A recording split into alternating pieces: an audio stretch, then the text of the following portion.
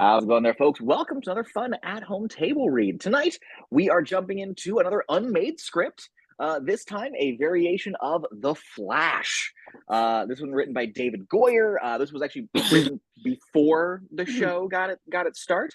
So I'm kind of curious to see what movie we almost got. Let's just jump right into introducing ourselves.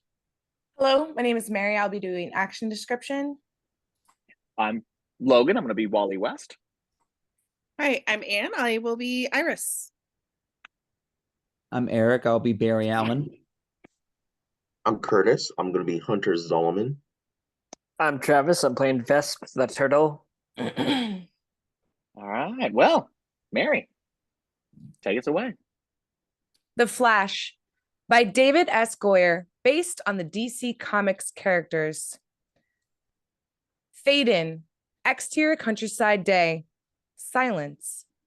We are rushing over an ever-changing landscape of rolling hills, wheat fields, and forests. They say the lightning never strikes twice, but in my case, it did. First time was the night Barry died. The night the whole world learned he was the Flash. Our speed increases. The landscape becomes distorted as if by a wide-angle lens. The light changes, shimmering, shifting up into the blue wavelengths of color spectrum. Before then, the Flash was only an urban legend, a bedtime story parents would tell their kids. According to the experts, the physics just didn't add up. A man could never run faster than the speed of sound, much less the speed of light. Our speed increases yet again, and the world becomes a blur. Clouds of charged ions surge towards us in curtains of light. The view is staggeringly beautiful. Sometimes the experts are wrong. Run fast enough, and anything's possible. Time can bend, stop. Exterior Keystone City, suburban housing development dusk. The blue-collar capital of the Midwest, a bustling city of 4 million people bisected by the Missouri River. Or even move backwards. An upscale work-in-progress overlooks Keystone. Pools, 3-car garages, a large sign proudly proclaims Blue Valley, a better place to live. Super title 12 years ago. As the sun sets, the idyllic moment is interrupted by the sound of breaking glass. Moving into cul-de-sac, we find Wally West, 14, a red-headed bundle of attitude aiming a slingshot at a model home. He breaks a window, then coasts down a street on his skateboard, just as a blurt from a patrol car startles him. Angle on Fred Chyre, 50s, a no-nonsense cop who rather bust heads than do paperwork. Hey, kid. Wally bolts. Chyre starts after him on foot. Wally scrambles across a hillside that is yet to be landscaped, darting in between construction equipment. Chyre isn't so nimble, half tripping and sliding down the dusty slope. At the bottom of the hill is a culvert where a drain system is being installed. As Wally leaps to clear the culvert, time stops. Wally hangs in midair, glee frozen on his face. My name is Wally West. Though you wouldn't know it to look at me now. I'll be a superhero one day. The fastest man alive. But I wasn't the first. My Uncle Barry came before me. This is his story, too. And like any good origin. Time starts again. Wally nearly clears the culvert, but then his foot snags. It starts with a faceplant. On the approaching curb, and he somersaults across the asphalt. Wally sits up, moaning, having scraped his knee. The patrol car stops in front of him. The driver, Morillo, gets out, glaring at him. A moment later, Chyre appears as well, huffing his way up from the culvert. You all right, West? Wally winces, then nods. Chyre flushes with anger. Then get your butt in the car. Exterior Allen House dusk, a modest ranch-style home. Wally sits in the back of the patrol car, which is parked in the driveway. Chyre converses with Barry and Iris Allen in the lawn. Barry, 40s, is a kind-faced man, well-built with close-cropped blonde hair.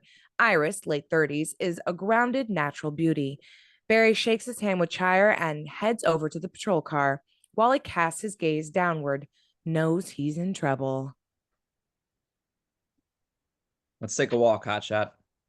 Exterior wooded overlook dusk. Barry and Wally sit on a rocky outcropping, overlooking Keystone. We should note that Barry wears a ring on his right hand, gold with a lightning bolt insignia. So, why'd you do it? It was fun. A lot of things are fun until you have to deal with the consequences. You need to stop and think before you act, Wally. You ever hear the phrase "fools rush in"? Some old guy said it, right? Yeah, Alexander Pope. But there's a reason why they kept dragging him out and dusting him off. So what's all this really about? Wally looks away, embarrassed to come clean. I don't want to go home. We had a deal, Wally.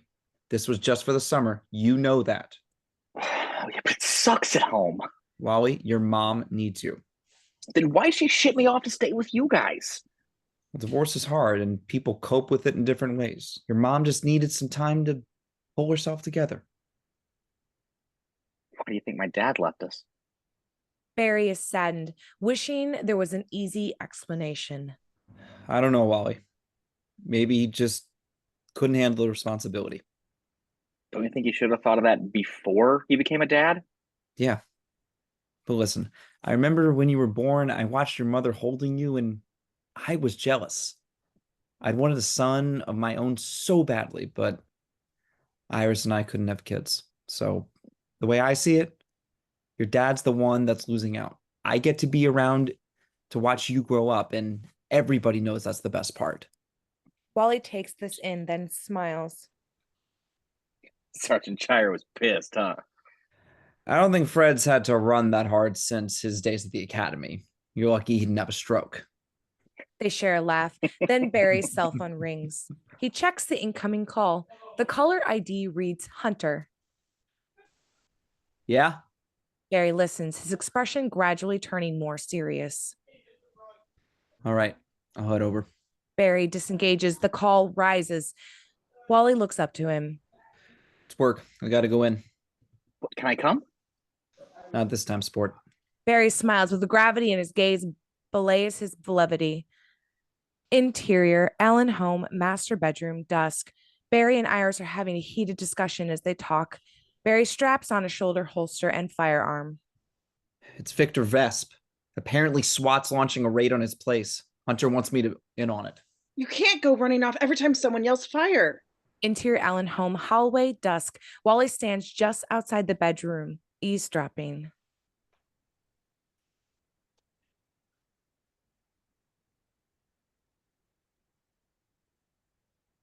Oh, sorry. There has to be limits. You can't be everywhere at once. Interior Allen home, master bedroom, dusk. Finished with his holster, Barry slips on a jacket, cocky. Yes, I can. Iris sighs. No, she's already lost this argument. Look, just be honest. You're doing this because you want to, because it gives you a thrill.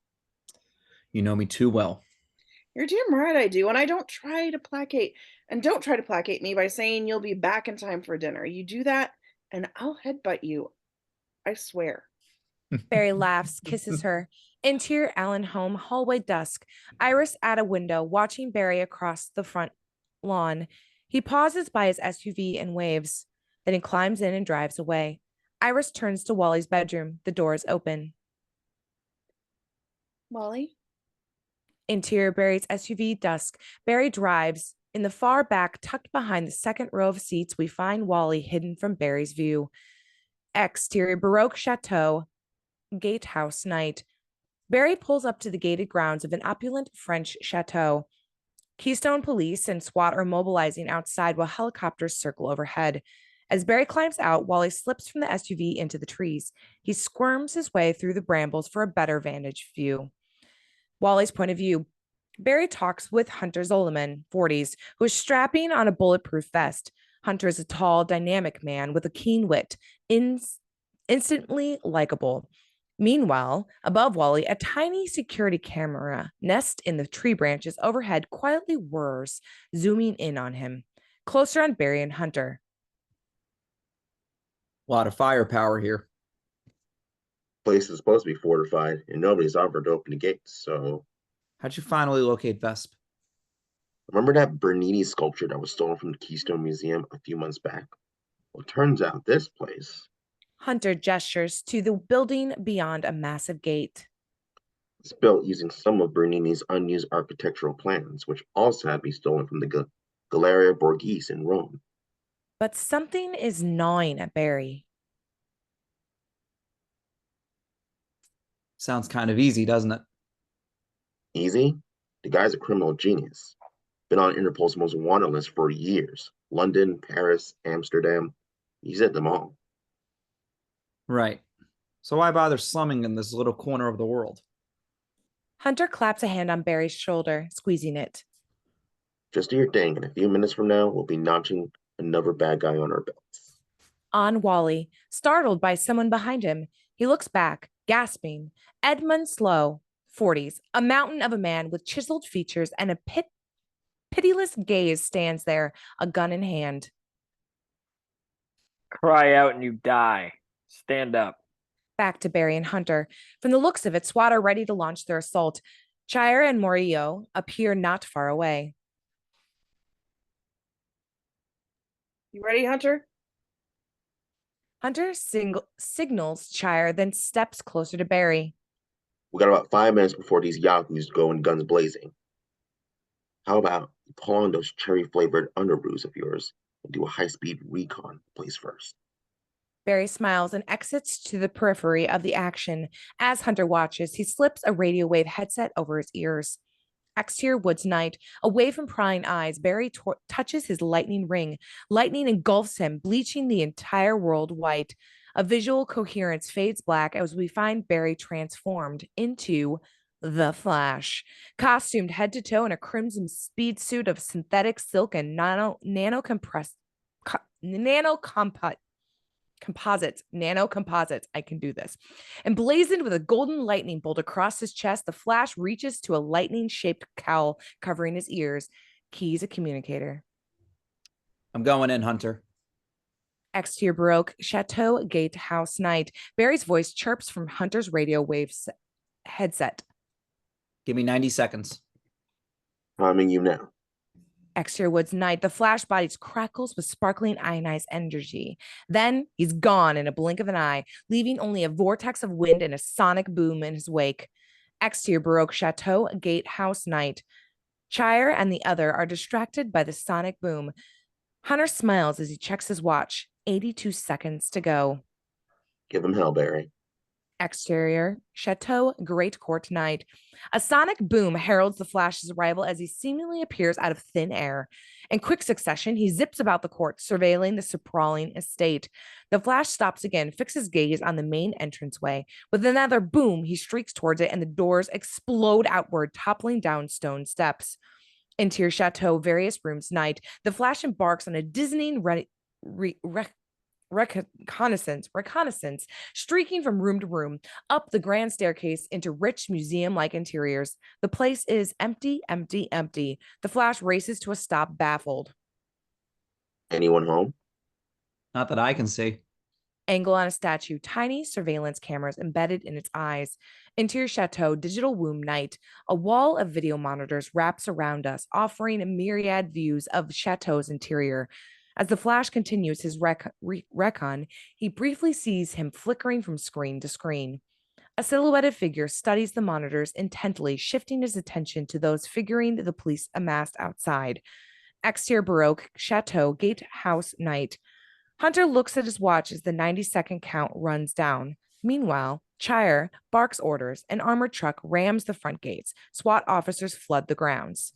Interior Chateau basement corridor night. The Flash descends to a subterranean level. These rooms are sterile, stark, clad in polished steel. There's a sub-basement, high-tech, and a welcoming committee. Angle on a dozen security agents armed with high-speed electronic ballistic handguns. They're packing high-speed electronic guns. These guys are expecting me. The men fire en masse, throwing up a virtual wall of lead. Whoosh! The Flash disappears from view, and the next instant, the mercenaries find themselves deprived of weapons, but they only have a second to gawk.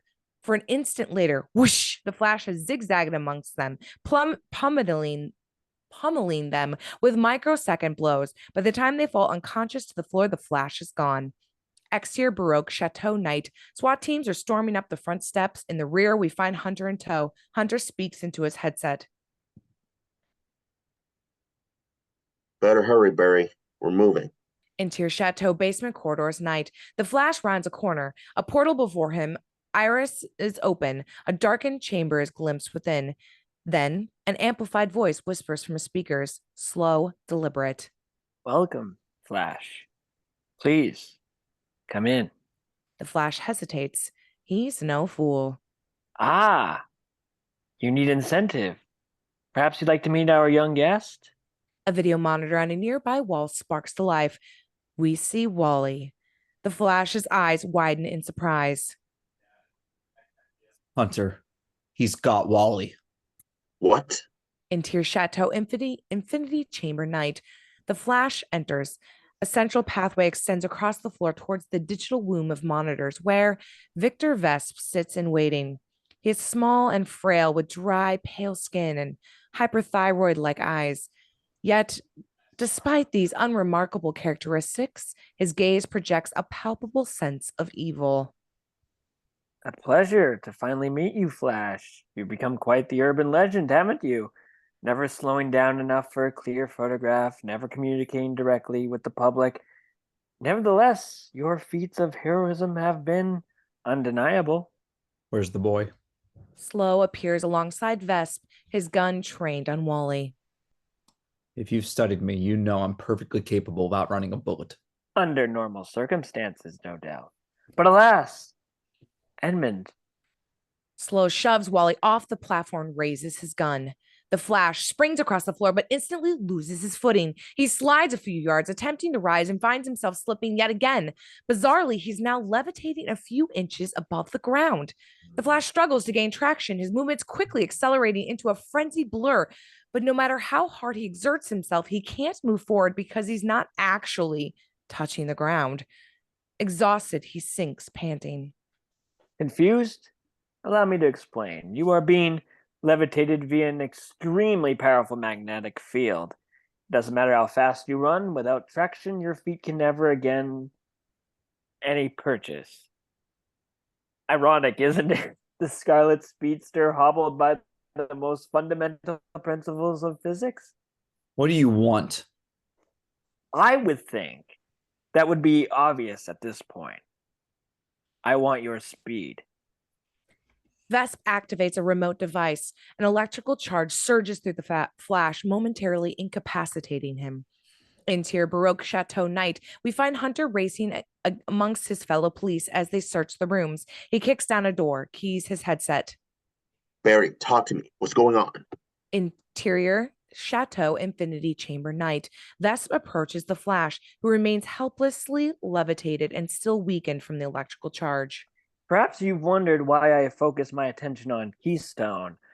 I deducted that bulk of your activities were concentrated in this geographic area. Then I happened upon a most interesting item in the Associated Press. Vesp stops just inches before the Flash. 4 years ago, a crime scene investigator was working in his forensics lab. There was an electrical storm and an explosion. Said investigator was caught in a bath of ionized chemicals, and according to authorities, covered it without incident. But we both know that wasn't the case. Don't we, Mr. Allen? From across the room, young Wally reacts with shock. Uncle Barry? Barry looks to Wally, doing his best to sound reassuring. It's okay, Wally. Everything's gonna be all right. You're the Flash? Indeed, he is, my child. Over time, your uncle found that he wasn't quite human anymore. Somehow his body had become supercharged with velocity, and so he fashioned a secret identity for himself, which he charmingly employed in the pursuit of justice. Vesp smiles broadly. I formed a hypothesis about your powers, Mr. Allen. I believe the accident opened a conduit within your body to an extra-dimensional energy source, and I believe that energy can be channeled elsewhere. Observe. Vesp waves his hand. The floor hums and glows, illuminating heretofore unseen circuitry embedded just beneath the flash. This chamber is actually a single unified device, an infinity transductor, designed to capture and convert the power following within you. Think of it as a battery that awaits charging. As if on cue, energy beams lash out from the walls, converging on the flash. He cries out, caught in some kind of hellish circuit. As the pitch of the humming machinery cycles upward, the entire chamber becomes awash in light. Barry! Into your chateau night. In response to the power spike, the lights of the chateau brighten en masse. Alarmed by Barry's cries coming over the headset, Hunter charges towards the basement. Into your chateau infinity chamber night. More energy beams attack the Flash. His entire body is shedding electricity now, as if he were composed of lightning itself. He struggles to escape, but is held fast. Vesp touches the aura expanding from the Flash. When he withdraws his hand, residual energy encases it. Briefly, his fingers speed up, twitching to a blur. Vesp laughs. Then Hunter suddenly enters the chamber. He quickly takes in the situation and raises his gun, unsure what to do. Barry! Despite his torment, the Flash turns, sees Hunter behind him. Stay back, Hunter! The Flash is transforming into a being of pure energy. The whine of the machinery reaches a fever pitch. The aura surrounding him continues to expand, enveloping Vesp as well. Wally knows he has to act. He stomps down on Sloe's foot. Sloe reacts, dropping his handgun. Before he can recover, Wally flings the gun into the expanding aura. A chain reaction ensues as the gun explodes. Lightning discharges, lancing through the subterranean chamber. Vesp is struck by one of the bolts and knocked off his feet. On Wally, time slows, every aspect of the scene becoming crystallized. Vesp is caught in midair. Barry is trapped going Nova. And then Wally sees another Barry too, a ghostly flicker standing off to the side. Wally blinks, bewildered. Whoosh! Time speeds back up again. Vesp falls to the floor, caught in some kind of strange slow motion seizure. A portion of the ceiling caves inward. Sloe retreats, leaving Wally to defend for himself. Hunter dashes forward. Get out of here, Wally! Even as the metal beams crash down from overhead, he shoves Wally out of the way, taking weight of the beam himself. Wally rises stunned. The Flash has reached critical mass. With one final heart-rending scream, he goes Nova. Lightning envelops Wally, briefly turning his body translucent. Then everything goes white. Dissolve to Exercy of Cortez entrance night. The adult Wally, now mid-20s, boyish, good-looking, an easygoing grin, the kind of guy who skates through life, never taking anything too seriously. Right now, Wally is racing his 69 Carmen Gia up to the valet stand of a trendy restaurant. He vaults out, tossing the keys to a waiting valet. As he hurries inside, he throws a tie over his neck and starts furiously knotting it. Exterior Sea of Cortez outdoor patio night. Connie Nolsky, a self-assured beauty, sits across from Wally. I want out. Why? You know why, Wally. You're a great guy, but you got absolutely no drive, no career path. You're holding me back. You're an anchor. It's a little harsh, isn't it? Connie sighs, having prepped herself for this. You were 20 minutes late tonight.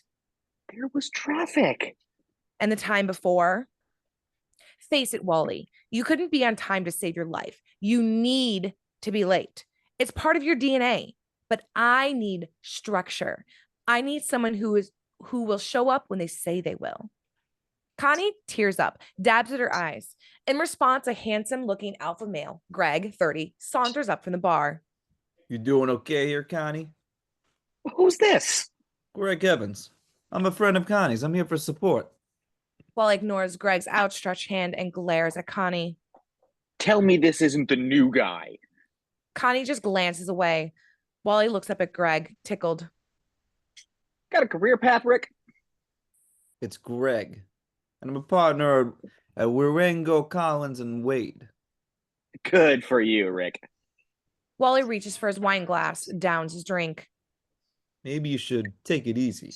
Maybe you should shave your ass. Wally, please don't make a scene. I wanted this respectful, but there's just no easy way to do this. Connie bursts into tears, then rushes from the table. Greg sighs, placing a comforting hand on Wally's shoulder. I'm not insensitive to your pain. Getting dumped is never easy, but sometimes we just have to accept our shortcomings and step aside. Greg exits, leaving Wally to stare after him. A waiter passes by with a dessert cart. Wally flags him. Can I get the check? The waiter nods towards the reception area, and Greg. The gentleman already took care of the bill. Wally boils at the final insult. He points to a chocolatey confection crowned with ice cream on the dessert cart. What's that?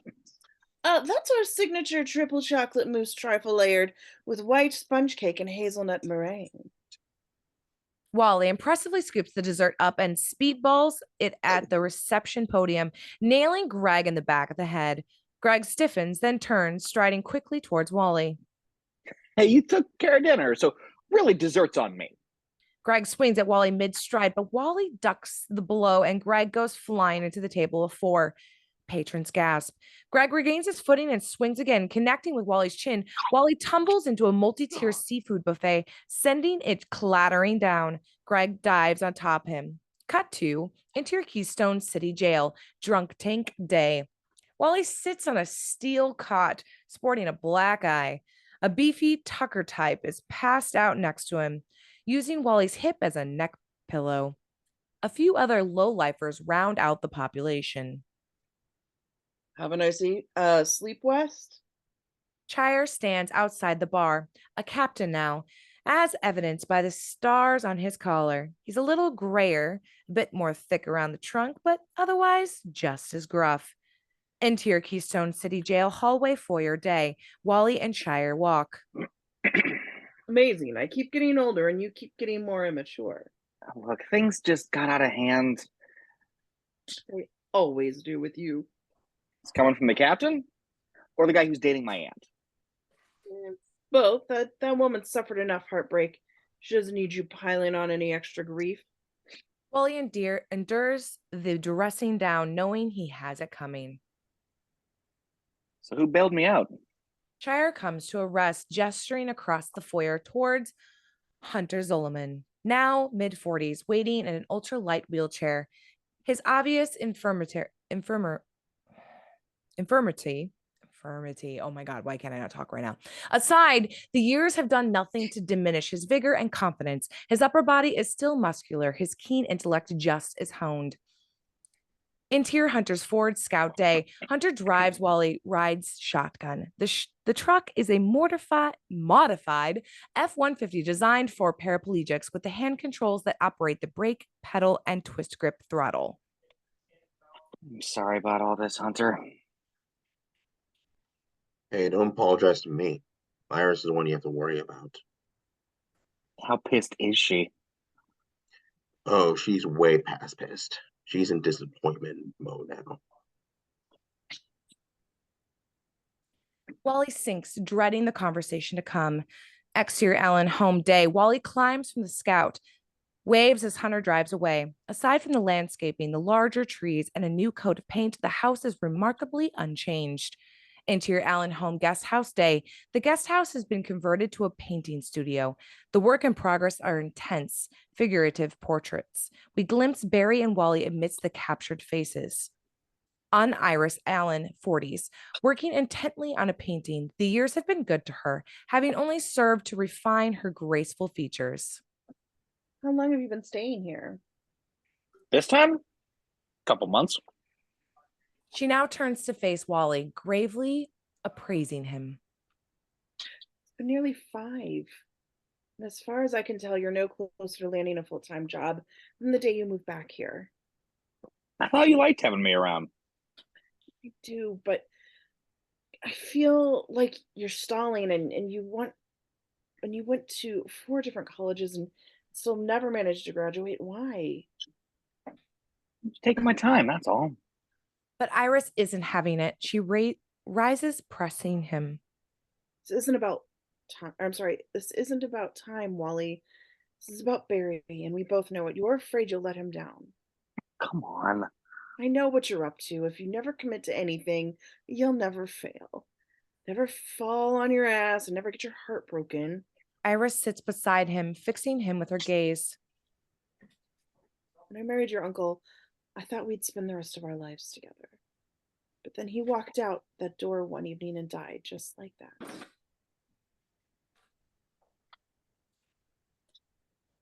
Iris rests her hand on Wally's forearm, squeezes it. Barry was the love of my life, but I knew if I didn't eventually move on, whatever life I had left would be wasted. And he wouldn't have wanted that for me or for you. You've been running in circles since the night we lost him. You need to pick a path and commit to it. Exterior highway dusk. Wally drives his Carmen Gia, lost in thought. The sky overhead is cloud shrouded and pregnant with rain. Exterior flash monument, entrance dusk. Wally cruises up a long drive, which we recognize as the site where Vesp's chateau once stood. In its place now stands a commemorative park and monument. Exterior flash monument dusk. The monument is comprised of a large stone wall etched with thousands of names. Like Vietnam Memorial, except that the people listed are those who were saved rather than lost. Before the wall is a statue, Barry Allen in his Flash costume. An inscription at the base of the statue reads, "In memory of Keystone's finest son, 10/2/56 to 3/1995." Wally moves along the wall, seeing his own face reflected back in the polished stone. Above the names, it reads, "All those he saved." Thunder rumbles and rain begins to fall, but Wally is too wrapped up in a reverie to take much notice. Then he hears. Well, Wally. Wally turns. Did he really hear that? More thunder. As the rain pelts down, Wally's senses become alert, and just then he thinks he might have been mistaken. Wally. There it is again, like a ghostly radio signal. Wally spins, trying to pinpoint the source. Has he lost his mind? Lightning strikes nearby. Wally runs. Then a thunderclap, but all but shattered his eardrums. He looks up. Wally! A lightning bolt streaks towards him. We ride with it, rushing into Wally's uplifted face. Time slows, the tumult of the storm quieting. We freeze frame on the moment. Wally's face, alarmed, the memorial as if lit by a strobe, every raindrop poised in midair. The lightning bolt itself carrying nearly 1,000 million volts of energy. Then, a strange rumbling sound, like icebergs grinding against one another. It is the sound of time speeding back up again. Crack! Wally is encapsulated by a flash of light as we, interior Keystone Hospital Trauma Unit Day, fade in from white. Wally regains consciousness. He's on an ICU bed, hooked up to a patient monitor, an infusion pump, a saline drip, etc. Iris stands nearby. 3 doctors gather around her. Dr. Bates, 50s, kind face, speaks first.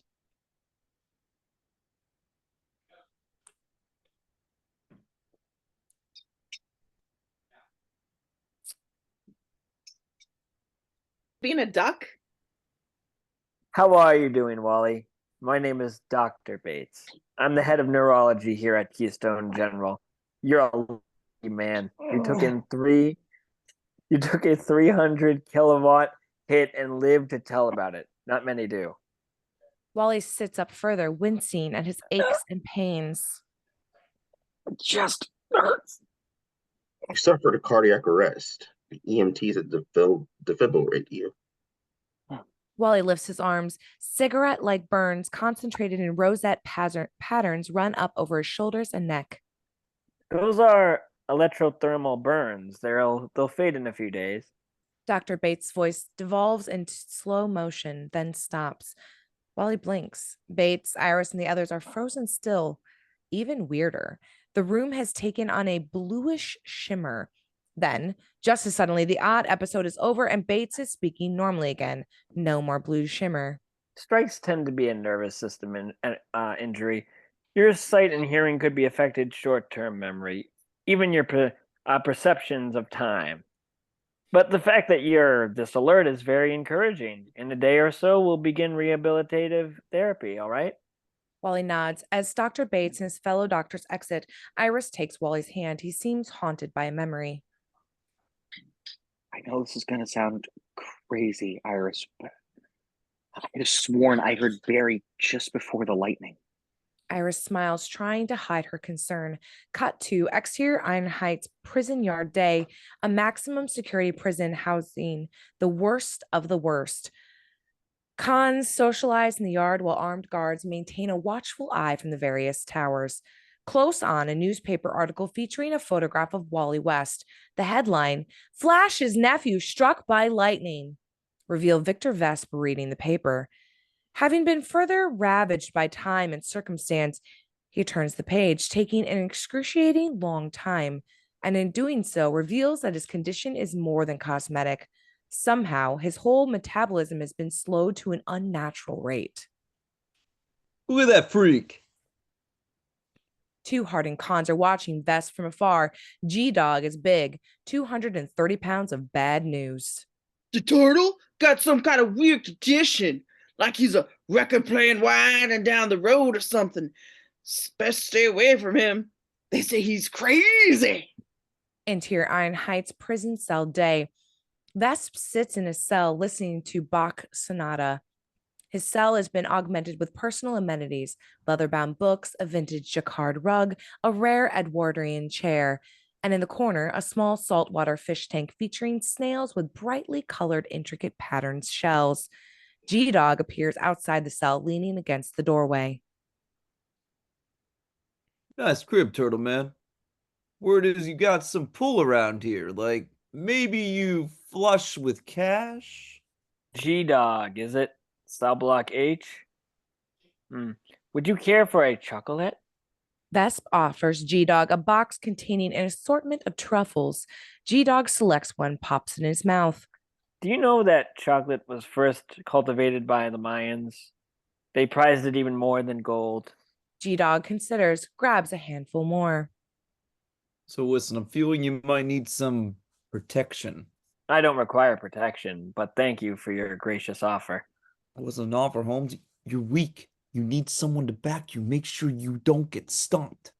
Do you know why they call me the turtle? It's because I suffered an accident some years ago at the hands of the Flash. No less, the result of said accident is that my metabolism is now unnaturally slow.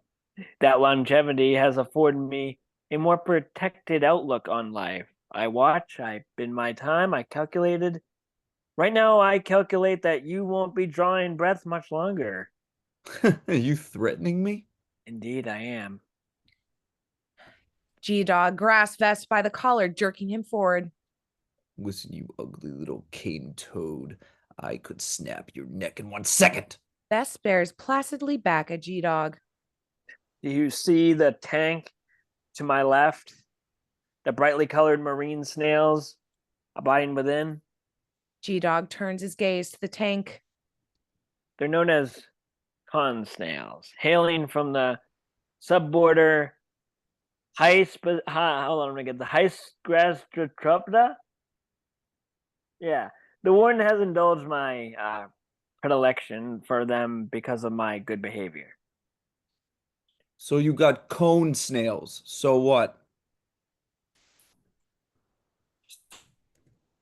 Quite decorative. Cone snails also happen to be quite venomous. The various peptides within the snails, coctotoxin, are known to target specified nerve cells and receptors. The end result being that once inflicted, the snail's prey is quickly paralyzed before being consumed. G-Dog laughs, not believing Vesp's nonsense. Then he coughs. Now imagine if a forward-thinking cane toad like myself were to extract that venom and inject it into the chocolate you just consumed. G-Dog coughs again, feeling a constriction in his throat. Imagine how quickly that toxin might take hold. G-Dog is gripped by a seizure. His limbs falter and he sinks to the floor ever so slowly. Vesp makes his way over.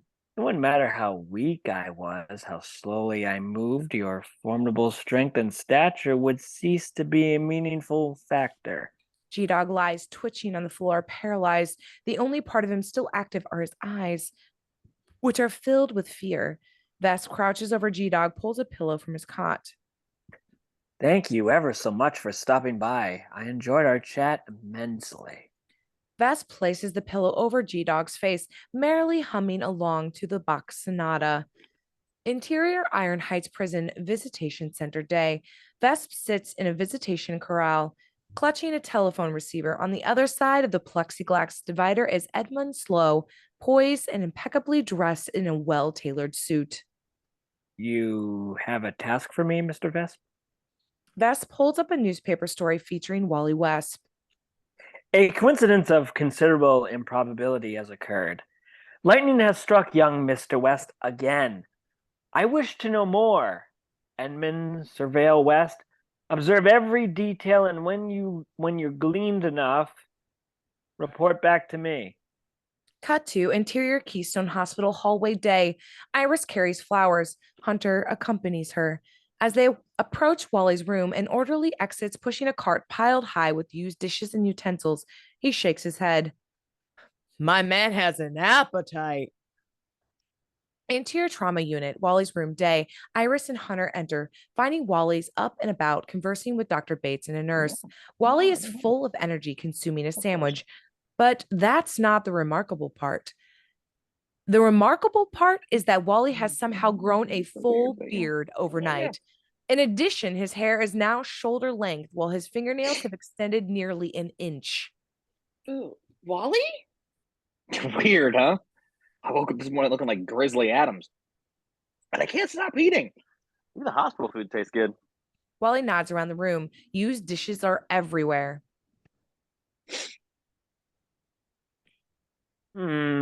He's consumed over 30,000 calories in the last hour.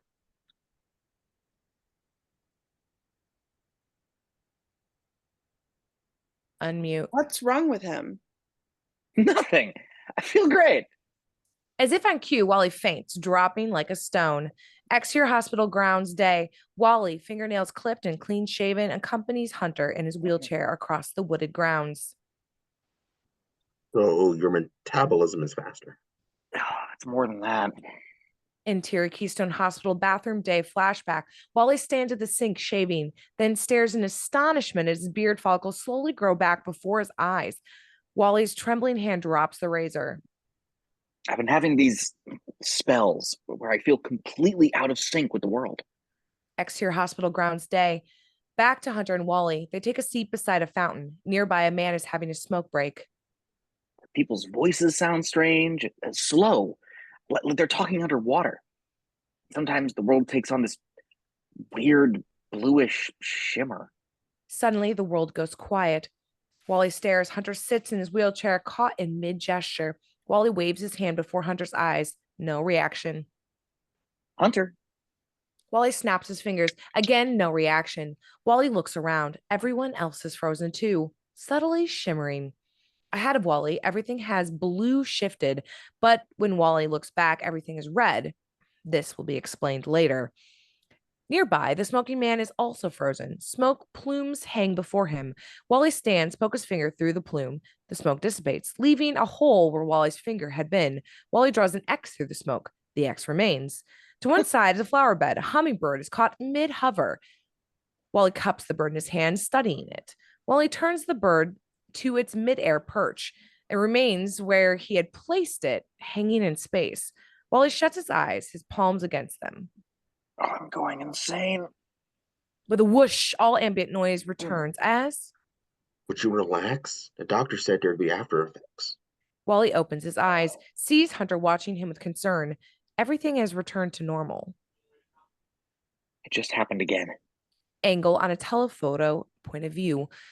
Wally and Hunter, as seen through a long lens video camera, reveal Mr. Sloe, manning the camera, tucked away in the trees, listening in the conversation via an earbud and shotgun microphone. What just happened? The slow time thing. I'm scared, Hunter. Don't be. Back to Hunter and Wally. Hunter places a reassuring hand on Wally's shoulder. I've seen this happen before. Back when Barry first started tapping the Speed Force. Hunter takes a beat, deciding how he's going to frame this. Think back to the night Barry died. Vesp was trying to steal his speed, right? Maybe at the last second, Barry realized what was happening and passed it on to you instead. Why would it be kicking in now? Maybe it was there all along. Maybe it just needed another jolt of lightning to set it free. Interior Dr. Bates' office day. Wally sits with Iris and Hunter at Dr. Bates' desk. Bates reference reams of test results conceding defeat. As much as I hate to admit it, Mr. West, what's happening to you is light years beyond our collective areas of expertise. So you can't help me. No, but I'm betting we can. Angle on Dr. Jerry McGee, 40s. Entering, McGee is fit, handsome, with the kind of cocky type A personality that typifies a medical superstar. This is Dr. Jerry McGee, an expert in hyperpsychology and a senior fellow of Star Labs. Physiology, science, technology, and advanced research. We're a privately funded research consortium. What makes you think you'll have any better luck with me than these guys? I ran the Defense Department's metabolic dominance program a few years back, pioneered research in optimizing soldier performance on the battlefield, increased oxygen and Mitochondrial. Thank you. Efficiency, that sort of thing. If my team can't figure out what makes you tick, no one can. Exterior Star Labs campus day. Hunter's Ford Scout pulls into a parking lot. The site is an impressive collection of high-tech concrete and steel buildings artfully nestled amidst tree-laden public spaces. As Wally helps Hunter down into his wheelchair, he notices an attractive woman edging a Saab convertible into nearby space, 30s, dressed in a sleek business suit. She makes eye contact with Wally as she clips on a Star ID badge. Hey, how's it going?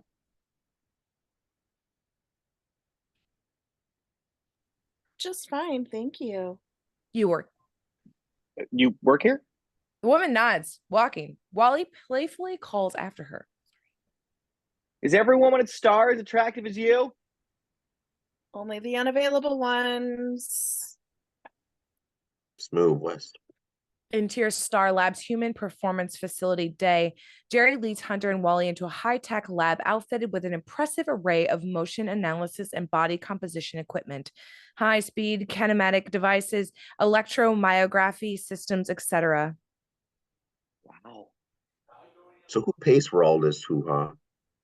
Charitable foundation initially, but now thanks to our patents, we're pretty much self-sustaining. Come on, I'll introduce you to my ball and chain.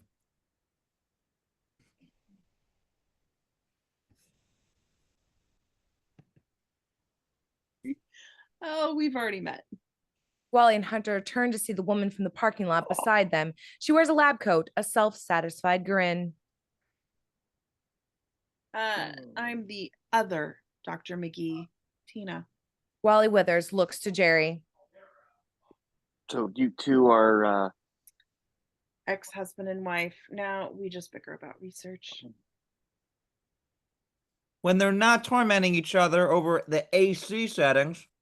Angle on Otto, vigilant, 60s. An affordable gnome of a man who is a yin to Jerry's yang.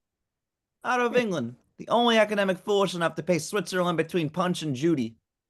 It's a pleasure to meet you, Mr. West, nephew of the late, great Flash. It isn't every day you get to meet a living legacy. Exterior Star Labs test track day. Wally, now outfitted in track clothes and running shoes, stands near a starting block as Tina affixes a vital signs monitor system known as a C-Pod, crew physiological observation device, to his chest. Jerry and the rest of the human performance team circulate nearby, preparing a record to record Wally's movements via an array of high-speed cameras. Hunter watches from the sidelines. This device was developed at NASA to transmit an astronaut's vital signs, sort of like a black box for people. Having secured the main monitoring system, Tina now tapes a series of external sensors leads to Wally's skin. Their proximity is intimate, which Wally can't help but notice. We'll be able to track your respiration, blood pressure, all in real time while you run. what about impure thoughts? Can you pick up those? Tina elects to ignore that comment. Wally glances over at Jerry, who is now chatting with Hunter. So how long were you and Mr. Personality married? 6 endless months. Then that comment about you being unavailable. Stands. I don't date patients. Or younger men. How come? I found that men tend to mature more slowly than women. You're what, 26? Yeah. Okay, so that put you emotionally on par with 14-year-old, right? Only mildly chastened. Wally nods to the video camera. These cameras will be able to track me? I'm pretty fast for a 14-year-old. Wally, our imaging systems can capture events far beyond anything the naked eye can record. You'd have to be moving more than 3,000 miles per hour to outpace them. Jerry and Otto approach now. All done flirting, Romeo? Wally nods, registering Jerry's annoyance. Then dig your toe into the starting block and take your mark. Wally looks at Hunter, who gives him a thumbs up sign. Then he crouches into a runner stance and readies himself. Tina holds up a digital stopwatch and starts a countdown. 3, 2, 1, go. As Wally launches forward, we instantly snap into hyper slow motion. We hear Wally's heart rate. Then we notice the air behind him distorting, creating a vacuum that explodes behind him in a widening concentric circle of force. We hear a thunderclap and realize we are watching the sound barrier being broken. Stranger still, Wally's first stride has carried him 10 feet away from the starting block. His second stride carries him another 20. By the time Wally has taken 5 strides, he's nearly 100 yards away from Tina and the others. More thunderclaps in quick succession as Wally climbs the acceleration ladder from Mach 1 and beyond. After 5 strides, Wally is moving more than 4,000 miles an hour.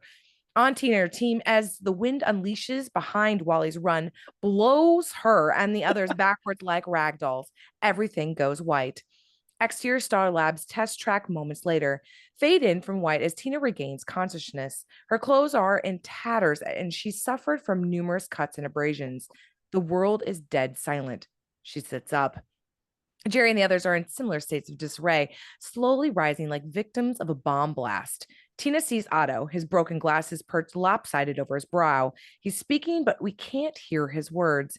Tina realizes she's gone deaf. Otto points to the horizon. Tina's point of view, a straight line of melted and burning track extends from Wally's starting point off into the horizon. The swath of destruction continues as far as the eye can see. Interior helicopter day, Tina sits in the passenger seat, scanning the landscape below. Jerry is piloting. Hunter and Otto ride behind her. Their point of view of the run zone, a trail of burned, desolation and melted earth cuts across the roads, homes, and stream beds. Every window in Wally's immediate path has been shattered. Every tree has been stripped off its leaves. Even cars have been blown aside by Wally's passage.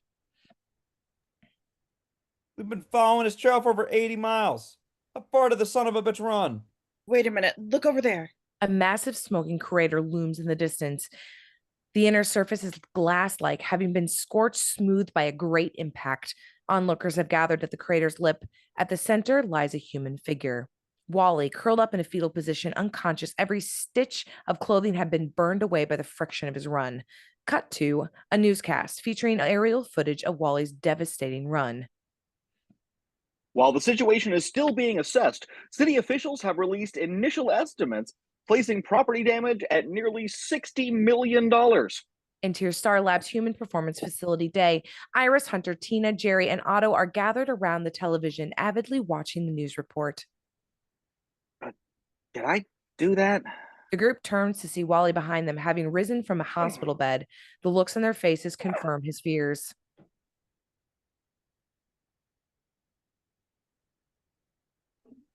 Apparently, the city's trying to declare you a natural disaster so they can apply for FEMA funds. At least no one was killed. You would have hit the VA hospital, but somehow you managed to zigzag around it. How long was I out for? Almost 2 days.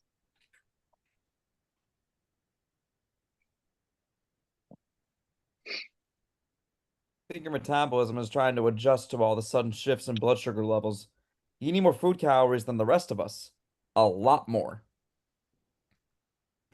And when you burn the fuel you're stored, your body shuts down like a circuit breaker.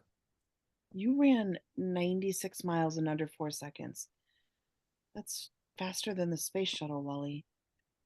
I tried to stop. I just plowed through everything in my path.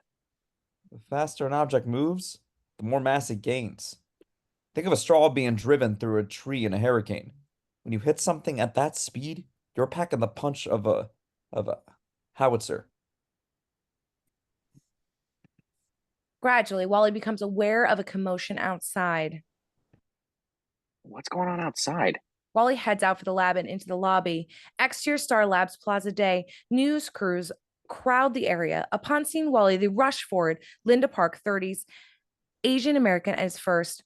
Wally West, is it true you're the new Flash? How does it feel to be the fastest man alive? Did you inherit your powers from your uncle? You confirm that the city attorney's office intends to hold you responsible for the damages? You're damn right we are. MacMillan, an outraged official, muscles his way forward. Do you have any idea what this will do to our insurance rates? Forget gross negligence. We're filing charges of willful and wanton conduct, and you better get yourself a damn good lawyer, Mr. West. Overwhelmed, Wally zips back inside. Interior Star Labs Human Performance Facility Day. Wally reappears in the lab in a state of near panic. Barry kept his identity a secret. Hunter shoots a weighted glance at Iris, then looks to Wally. That's not the only secret he kept. Exterior Barry Allen's cabin day. Hunter pulls up his Ford Scout up before a modest but well-kept cabin situated in a wooded bluff.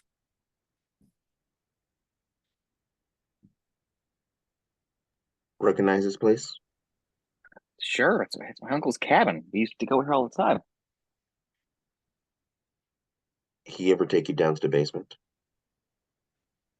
There is no basement. The smile on Hunter's face says different. Interior Barry's cabin day. Hunter guides his wheelchair into a closet. Inside are some old jackets and boots, fishing gear. Then Hunter reaches for a numeric keypad. He types in a sequence. With a whir, the back of the closet opens, revealing a secret elevator. Wally looks to Hunter. What the hell? Interior Barry's lab day. The elevator opens. Hunter leads Wally into a secret laboratory built beneath the cabin, which has been outfitted with all manner of forensics and crime analysis equipment. What is this place? Hunter wheels up alongside Wally. Barry's crime lab. This is where he monitored the world as the Flash. You're telling me he had a secret headquarters? Until the night Barry died, only 2 people knew about his double identity. Me and Iris. To the extent that we could, we tried to help him be a hero. Why didn't you show me this before? Barry wanted to protect his privacy and his loved ones. That's why he wore the costume. He believed that by never standing still, the Flash could remain a myth, and a myth can never be corrupted. Wally tries to process the conflicting thoughts and emotions. So why take me here now? Because I think Barry intended to pass on more than just his powers, Wally. I think he wanted you to take on his purpose as well. Hunter taps a control on a console. A series of panels recesses back into the wall, revealing a hidden chamber containing half a dozen Flash uniforms on mannequin stands. According to Barry, they're made out of nanocomposites and bonded with Teflon. They won't heat up and they won't shred at super speed, so you don't have to worry about running around bare-assed. We had a communicator built in, so Barry can monitor the police band, and I can keep tabs on it. Hunter pulls Barry's old lightning ring from his pocket. He kept the compressed costume stored inside his ring. When you press the stud, the costume expands, absorbs the atmospheric gases. Take it. It's yours now. Hunter offers the ring to Wally, but Wally doesn't want it. Look, I spent my whole life living in Barry's shadow. I idolized him before I found out he was a superhero. And you expect me to just pick up where he left off? I can't handle that kind of responsibility, Hunter. Hunter's eyes briefly flash with anger. Look at me, West. I'm in a wheelchair. Do you see me hiding my head in the sand? I lost my legs saving you. And I damn well didn't watch my best friend die just see you choke at the starting gate. You've been given a gift. The kind most people would kill for. Now take it. Be the Flash. Wally hesitates, the weight of Barry's legacy pressing down on him. Then he reaches for the ring and slips it on. He takes a breath, triggers the tiny stud in the ring. A bolt of lightning engulfs him, bleaching the world white. Cut to exterior Gardner Fox Arena night. A packed house with fans streaming in. The billboard reads, "The Flash versus the Keystone Combines." Tonight, making his first appearance at the Gardner Fox Arena, Wally West, aka The Flash. Interior Gardner Fox Arena night. The crowd goes wild as the flash lightning insignia pulses on the video scoreboard suspended from the ceiling. They chant, "Flash, Flash, Flash, Flash, Flash." Flash. In the stands, Iris stands with Chyre, Tina, and Jerry. Arena employees mingle amidst the hockey fans, selling Flash merchandise, big gulp cups, foam hands, rally monkeys. When I told you to put on the costume, this wasn't what I had in mind. Interior Gardner Fox Arena backstage corridor night. Hunter and Wally, wearing the costume sans mask, waits in a backstage corridor which leads out into the ice. It's a promotional stunt. Have a rally monkey. Wally tosses Hunter a plush crimson monkey wearing the Flash insignia. Hunter looks at it like it was a voodoo doll. If Barry saw this, he'd be spinning in his grave. Wally glares at Hunter, hot under the collar now. Now, guess what, Hunter? I'm not Barry. He tried the Lone Ranger route and it got him killed. I didn't ask for any of this, remember? So if the world wants to pretend I'm their savior, I'm going to get something out of it.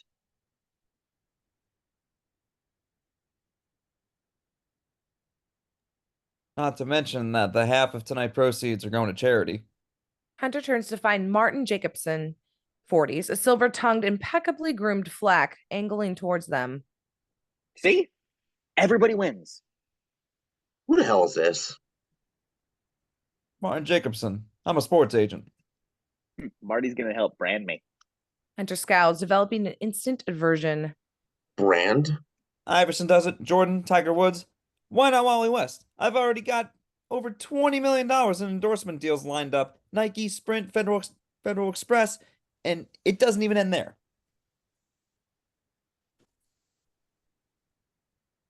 The Flash isn't a brand. He's an ideal.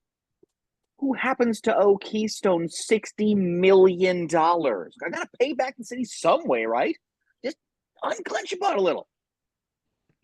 Ladies and gentlemen, please welcome Keystone's legendary Scarlet Speedster, The Flash! More cheers. Wally pulls on his mask.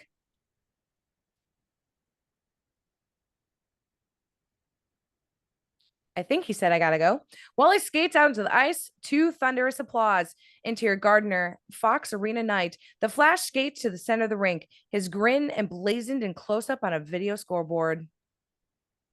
Facing off against the Sultan of Speed, current NHL Division champs, the Keystone Combines. 6 members of the Combines meet the Flash Center rink for the initial face-off. An official drops the puck and the game starts. The Flash accelerates to a red blur, weaving between the Combines to make a goal.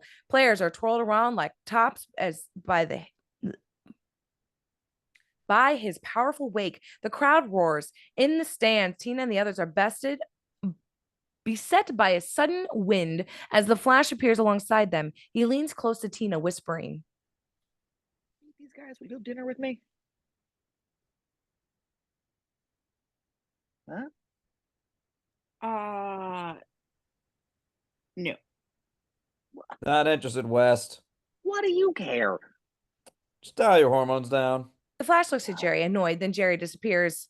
Exterior cow pasture night. A wind stirs and Jerry abruptly blinks into a view amidst a herd of cows deposited there by the Flash. You're starting to bug me. Before Jerry can respond, the Flash vanishes. Interior Gardner Fox Arena stands night, reappearing in Jerry's seat. Where's Jerry? He needed the timeout. Come on, have dinner with me. I'll let you play more doctor if you do. Would you get back down there? Whoosh! The Flash vanishes from Tina's side, reappearing back on the ice. Once again, the rink officials drops another puck. This time, the Flash accelerates even faster, seeming to separate into 6 different people as he confronts each of the Combines simultaneously.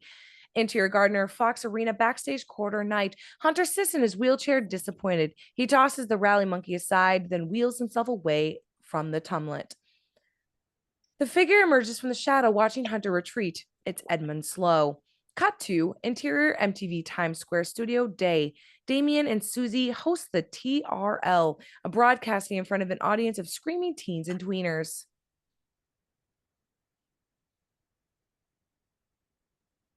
Hey, everybody, the moment I know you've all been waiting for. Time to bring out today's guest, Wally West, aka The Flash. As the audience screeches, Wally strides out. His whole look has been casually styled, from his red Flash insignia t-shirt to his designer 45 RPM jeans. Susie thrusts the mic forward. Tell me, Wally, do you do everything fast? Only things my mother wouldn't blush at. Cut to exterior movie premiere night. Wally in a tux climbs from a limo with a scarlet de jour paparazzi snap pictures. In quick succession, we cut through more photo ops. Wally in the cover of Sports Illustrated. Wally in full Flash costume posing for the Got Milk ad. Wally on Oprah. Exterior Dodger Stadium day. Wally in civilian clothes throws an opening pitch. As we follow the ball towards home base, we see Wally now in full Flash costume swinging the bat at his own pitch. As the ball arcs into the outfield, Wally, now wearing a Dodgers uniform, catches the ball. You tricked me. Exterior Sea of Cortez restaurant outdoor patio night. Wally and Tina are dining at the same restaurant he was thrown out of. From time to time, the other patrons glance over at him, whispering amongst themselves. At a nearby table, multiple entrees stand ready for Wally's consumption. Right now, he's eating pasta. A nearly full bottle of wine rests beside him. I thought we were meeting to discuss your recent test results. We are. At the most expensive restaurant in town? I concentrate better on a full stomach. Excuse me. Wally looks up as three attractive young women, 20s, approach the table. They're all grinning, enamored with him. You're Wally West, right? Yeah. I don't mean to interrupt, but my friends and I, would you mind maybe taking a picture with us? Wally nods. Great. A woman pulls a camera from her purse and looks to Tina. Could you, Sure. Tina takes the camera. As the trio strike a pose around Wally, Tina clicks off a shot. The women gush, making a giggling exit, leaving Wally chagrined. Sorry about that. You love it. Don't even try to pretend you don't. Maybe a little. But look, I said we could talk science, so hit me with your results. I'm all ears, I promise. As Wally talks, he notices his pasta dish blinking away, only to be replaced by steak and potatoes. We may also notice that the previously full wine bottle is now empty. Okay, I'm concerned about the amount of time you spend at super speed. There's no telling what this is doing to your body's internal clock. If you're metabolizing food faster, you could be aging at an accelerated rate too. You could be causing cellular damage every time you run. Wally pauses, taking a note of a distant couple, Connie and Greg, the tag team that dumped him just weeks before. So how come you and Jerry divorced? We're not discussing my personal life. Behind Tina, a sudden draft washes over Connie and Greg. In an eye blink, Greg has been stripped naked. Connie gasps. Come on, we're forging a bond of trust here. Wally waves to some passing admirers. Tina sighs. I was a starry-eyed grad student. Jerry was my mentor. I respected his work immensely. I still do. But as a husband, something to be desired. He had anger issues. He tended to be jealous. Seems like he still is. Oh, too far. That's just his knee-jerk competitive streak. He can't help himself. So why'd you keep his last name? If you grew up with a tongue twister like Zbikowski, you jump at the chance to upgrade. Behind Tina, another draft washes over Greg. He now has his clothes back on, but they're inside out. And he seems to be wearing Connie's bra as well. So is Jerry gonna freak out because we're having dinner? We're not. You lured me here under false pretenses. As Tina watches, Wally's steak and potatoes blink away before her eyes, leaving his plate clean. Stop doing that. What? Making your food disappear like... An empty steak plate has been replaced with a lobster. There! You just did it again. Blink, a dozen roses appear at the table alongside Tina, startling her. She knocks her wine glass over, and Wally is suddenly next to her, clutching the glass. He smiles. Oh, come on, I'm pulling out all the stops here. Help me out a little. The only reason you're interested in me is because I'm not drooling over you like the rest of your bimbos. That's not true. You don't know anything about me. I know you did your undergrad at Stanford in chemistry, postdoctoral fellowship in computational biophysics at Johns Hopkins. You wrote for your high school paper, the Burnaby Statesman. You were voted most likely to succeed in 7th grade. You were also a member of the Academic Games Club and took a silver in the National Math Olympics, losing the gold to Ranjit Patel in a multivariable calculus problem. Where did you learn all of that? I can read at super speed too. You'd be surprised what a guy can pick up in a few minutes at the library. I learned Mandarin yesterday. Just then, we hear approaching sirens. A police car rushes down to the adjacent street, followed by a fire truck. You want to check on that? I can wait. You know how many people die in car accidents every year? Fires? The Flash can't be everywhere at once. Even Barry knew that. But this emergency's happening just right under your nose.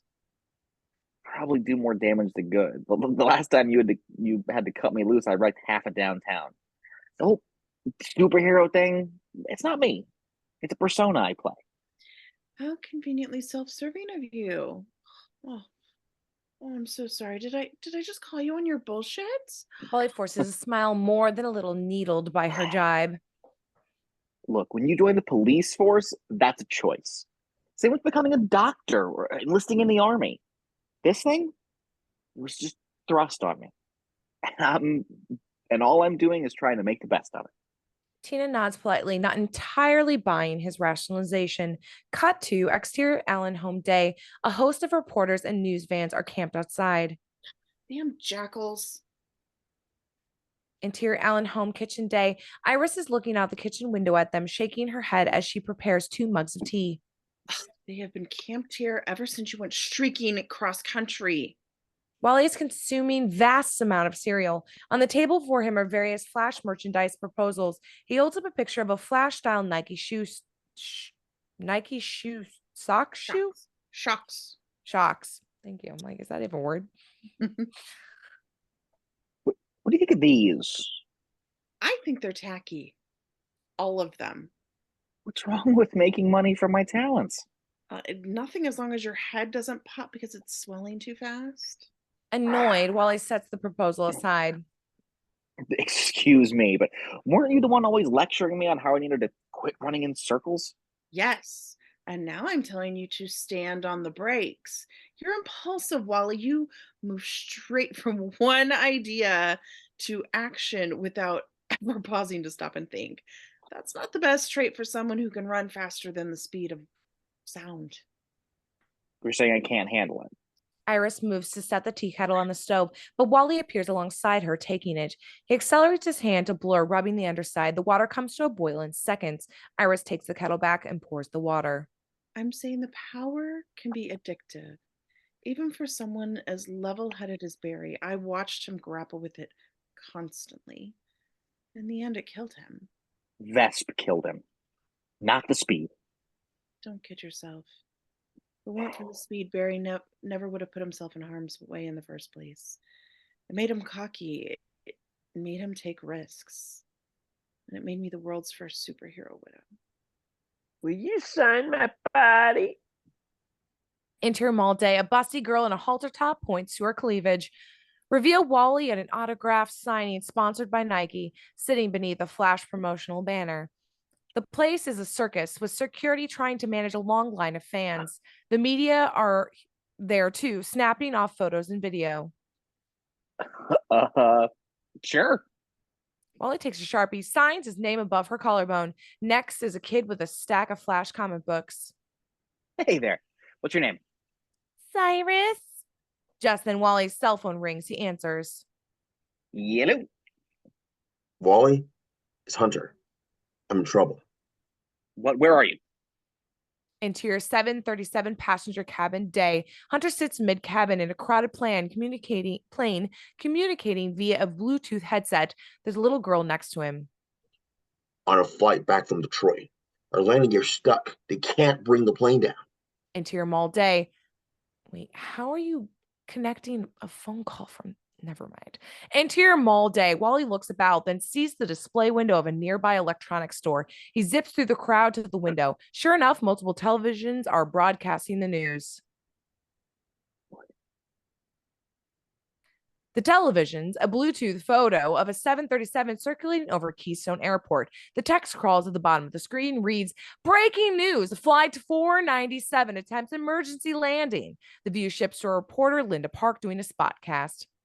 Has suffered massive equipment failure and is unable to deploy its landing gear. With time running out, the crew will attempt to ditch the plane in the river. You dare, Wally? Yeah, I'm watching it on television.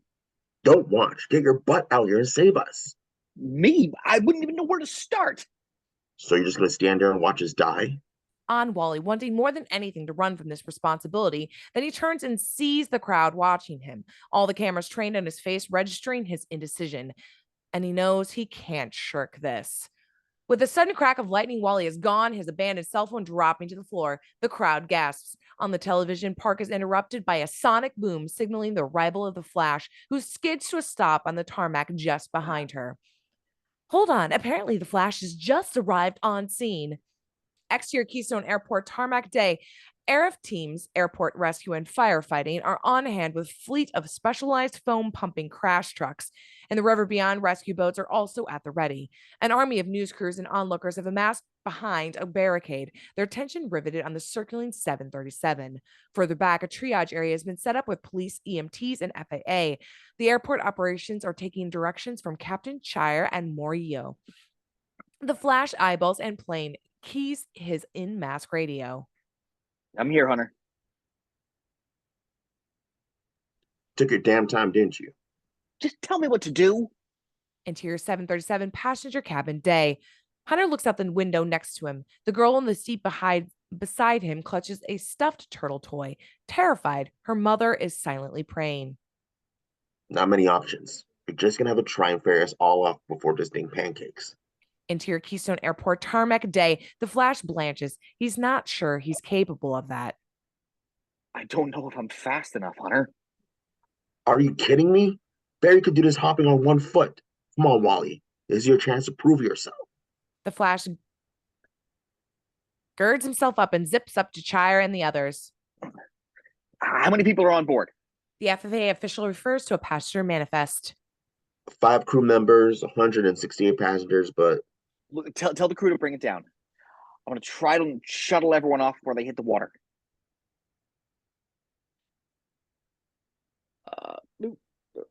Unmute is helpful. People's lives are at stake here, West. We don't have time to waste on another of your publicity stunts. Do you have any other ideas?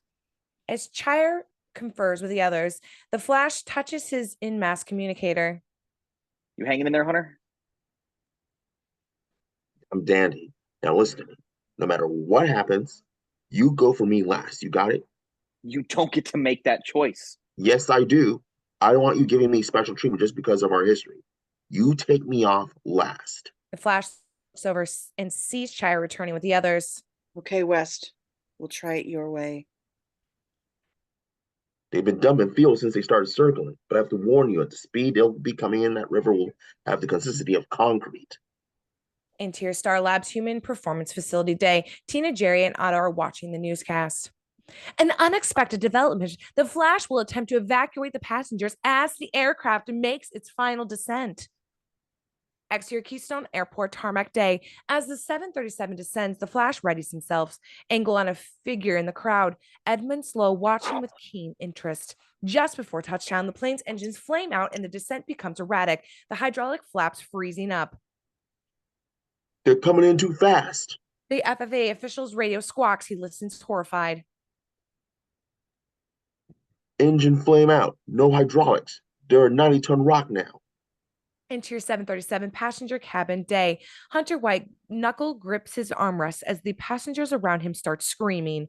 Exterior Keystone Airport tarmac day. The flash bolts, sonic booms, and backwash winds buffet the onlookers as the Flash disappears in a blur, leaving a burning trail across the tarmac as he heads for the river. On the Flash hyper slow-mo, the Flash's arms and legs piston furiously as his strides eat up the distance between himself and the plane. Hyper slow motion. Engine smoking, the 737 goes into a roll, dropping its left wing tip into the water. The increasing drag causes the wing to buckle, then slowly snap apart. On the Flash hyper slow-mo, he reaches the river's edge, strides over the water's surface, then propels himself into the 80-foot leap, easily clearing the emergency boats and personnel below. The plane is hyper slow-mo. The Flash lands atop the buckling left wing, skids as the engine beneath him snaps free and tears into one of the fuel tanks.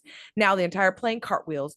An explosion ensues and the fuselage slowly breaks apart just after the wing. The Flash pistons his legs even faster, compressing the air beneath him into a controlled column that allows him to climb through the atmosphere like he was running up a staircase. As the fuselage continues breaking apart, the Flash leaps into one piece of the debris to the next like stepping stones. Interior 737 cabin day, hyper slow-mo. Now the Flash is inside the topsy-turvy fuselage. The passengers are buckled into their seats wearing life jackets, looking of terror frozen on their faces. The Flash unbuckles a teenage girl, scoops her up, and throws her into a fireman's carry. Exterior River Keystone Airport day, super speed. Now the Flash streaks across the water carrying the young girl over his shoulder. He reaches the tarmac, setting her down near Chyre and the others who remain statue-like. The Flash streaks back and forth from the disintegrating plane to the tarmac, shuttling passengers. As he makes a continuous circuit, we see multiple images of him. The group of evacuated passengers quickly grows from 10 to 30 on upward. In the matter of an eye blinks, nearly all of them have been safely deposited to the tarmac. Close on the Flash hyper slow motion. Winded, slow motion sweat rolling up his exposed cheeks. He strips off his mask and he turns back to the plane as he sees that more of the cabin is broken apart. The last few passengers have been ejected into the open air. The Flash makes another Herculean broad jump into the sky, twisting his body to alter his trajectory in order to catch one of the free-falling passengers about the waist. The Flash lands on the opposite side of the river, deposits the passenger. He turns back to the last jump, but his energy is clearly flagging now. Even a superhero capable of attaining near infinite speed has his limits. Again, the Flash rockets skyward, compressing the air beneath him. He snatches the last passenger from the sky just before a chunk of flaming debris collides with them. Once again, the Flash returns to the disintegrating cabin. Interior, exterior, plane, cabin day, hyper slow motion. The Flash drags himself through the spiraling cabin, fighting his way through luggage, flames, smoke. He spots Hunter and the little girl, the only two passengers left on the plane. As the Flash unbuckles the girl, he drops her stuffed turtle toy.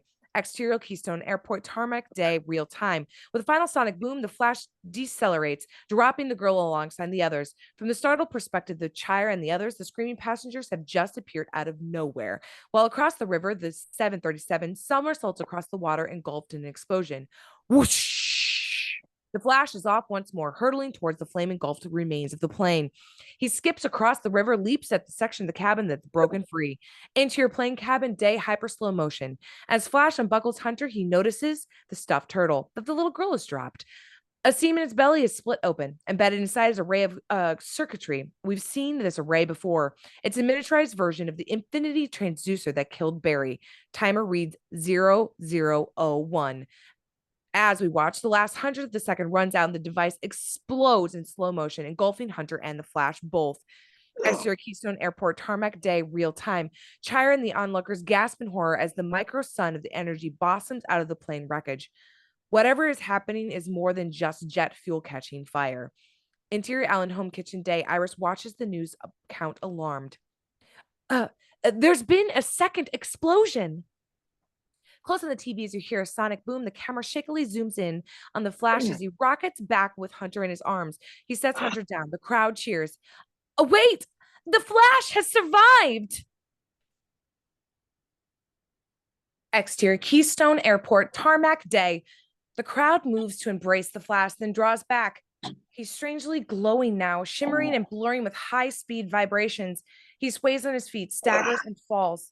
Exterior Keystone Airport tarmac later. Tina fights her way through the crowd. Jerry and Otto are just behind her. The place is in chaos, thick with police and emergency personnel. Tina grabs a passing policeman. Where's the Flash? Is he all right? We don't know. He's over there. He gestures to an Cordoned off by the bomb squad, the Flash lies unconscious within. His body vibrates and shimmers at high speed, giving off a static like electrical charges as Tina, Jerry, and Otto approach. Chyre intercepts them. Why is the bomb squad here? I was there the night the last Flash died. Nearly lost my life in those explosions, so I'm not taking any chances now. Tina kneels by the Flash, studies the aura encasing him. Wally, can you hear me? As Tina reaches towards the Flash's chest, she gets a flyaway hair. Upon contact, sparks fly and she receives a mild electrical shock. Tina, I'm not sure you should. It's fine. He's just shedding the static electricity he built up during his run. Tina extends her hand again, maintaining contact. The energy aura creates a sympathetic vibration in Tina, and she too begins to similarly blur. Wally, focus on my voice. Concentrate. You have to slow down. Slowly, the vibrations in the aura subside. The Flash opens his eyes. He reaches for Tina's arm, full of emotion. You brought me back. On Jerry McGee, registering their oddly intimate moment, uncomfortable. Where were you? I don't know. Someplace else. There was all this light. I thought I heard Barry. Interior Hunter's home living room night. Hunter sits in his wheelchair. Wally stands nearby. The TV is on, the volume down. There's a report about the Flash's brazen airline rescue. Hunter looks to Wally, studying him. So how do you feel now? Fine. I think my blood sugar level was just out of whack earlier. I'm not talking about your blood sugar. I'm talking about what you did today. Saving all those people. It was a rush, if you want the honest truth. Hunter flashes a knowing smile. I used to experience the same thing back when I was on the force. Whenever Barry and I'd go out on a call. It's different when you're right up against it. Death has a way of crystallizing everything. Do you miss it? Of course I do. Hunter goes silent for a moment. Then he shakes his head. What? Just funny. First chance to get to be hero, and I'm the one needs saving. That wasn't just a random accident, Hunter. There was a bomb next to you. Inside a stuffed turtle. A grave expression comes over Hunter's face. Victor Vesp. It's gotta be. Son of a bitch took out Barry. Now he's gunning for us. Cut to exterior Iron Heights prison, visitation center day. Wally in civilian clothes sits across from Victor Vesp. Young Mr. West, to what do I owe the pleasure? I know you didn't bring that plane down just to say hi. What do you want? Vesp grins, enjoying their little tit-to-tit.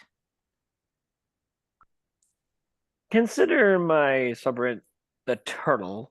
Because of your untimely intervention, my internal clock is now winding itself down. If I don't find a cure for my slowness, I will eventually become a human statue. What happened to you was your fault and no one else's.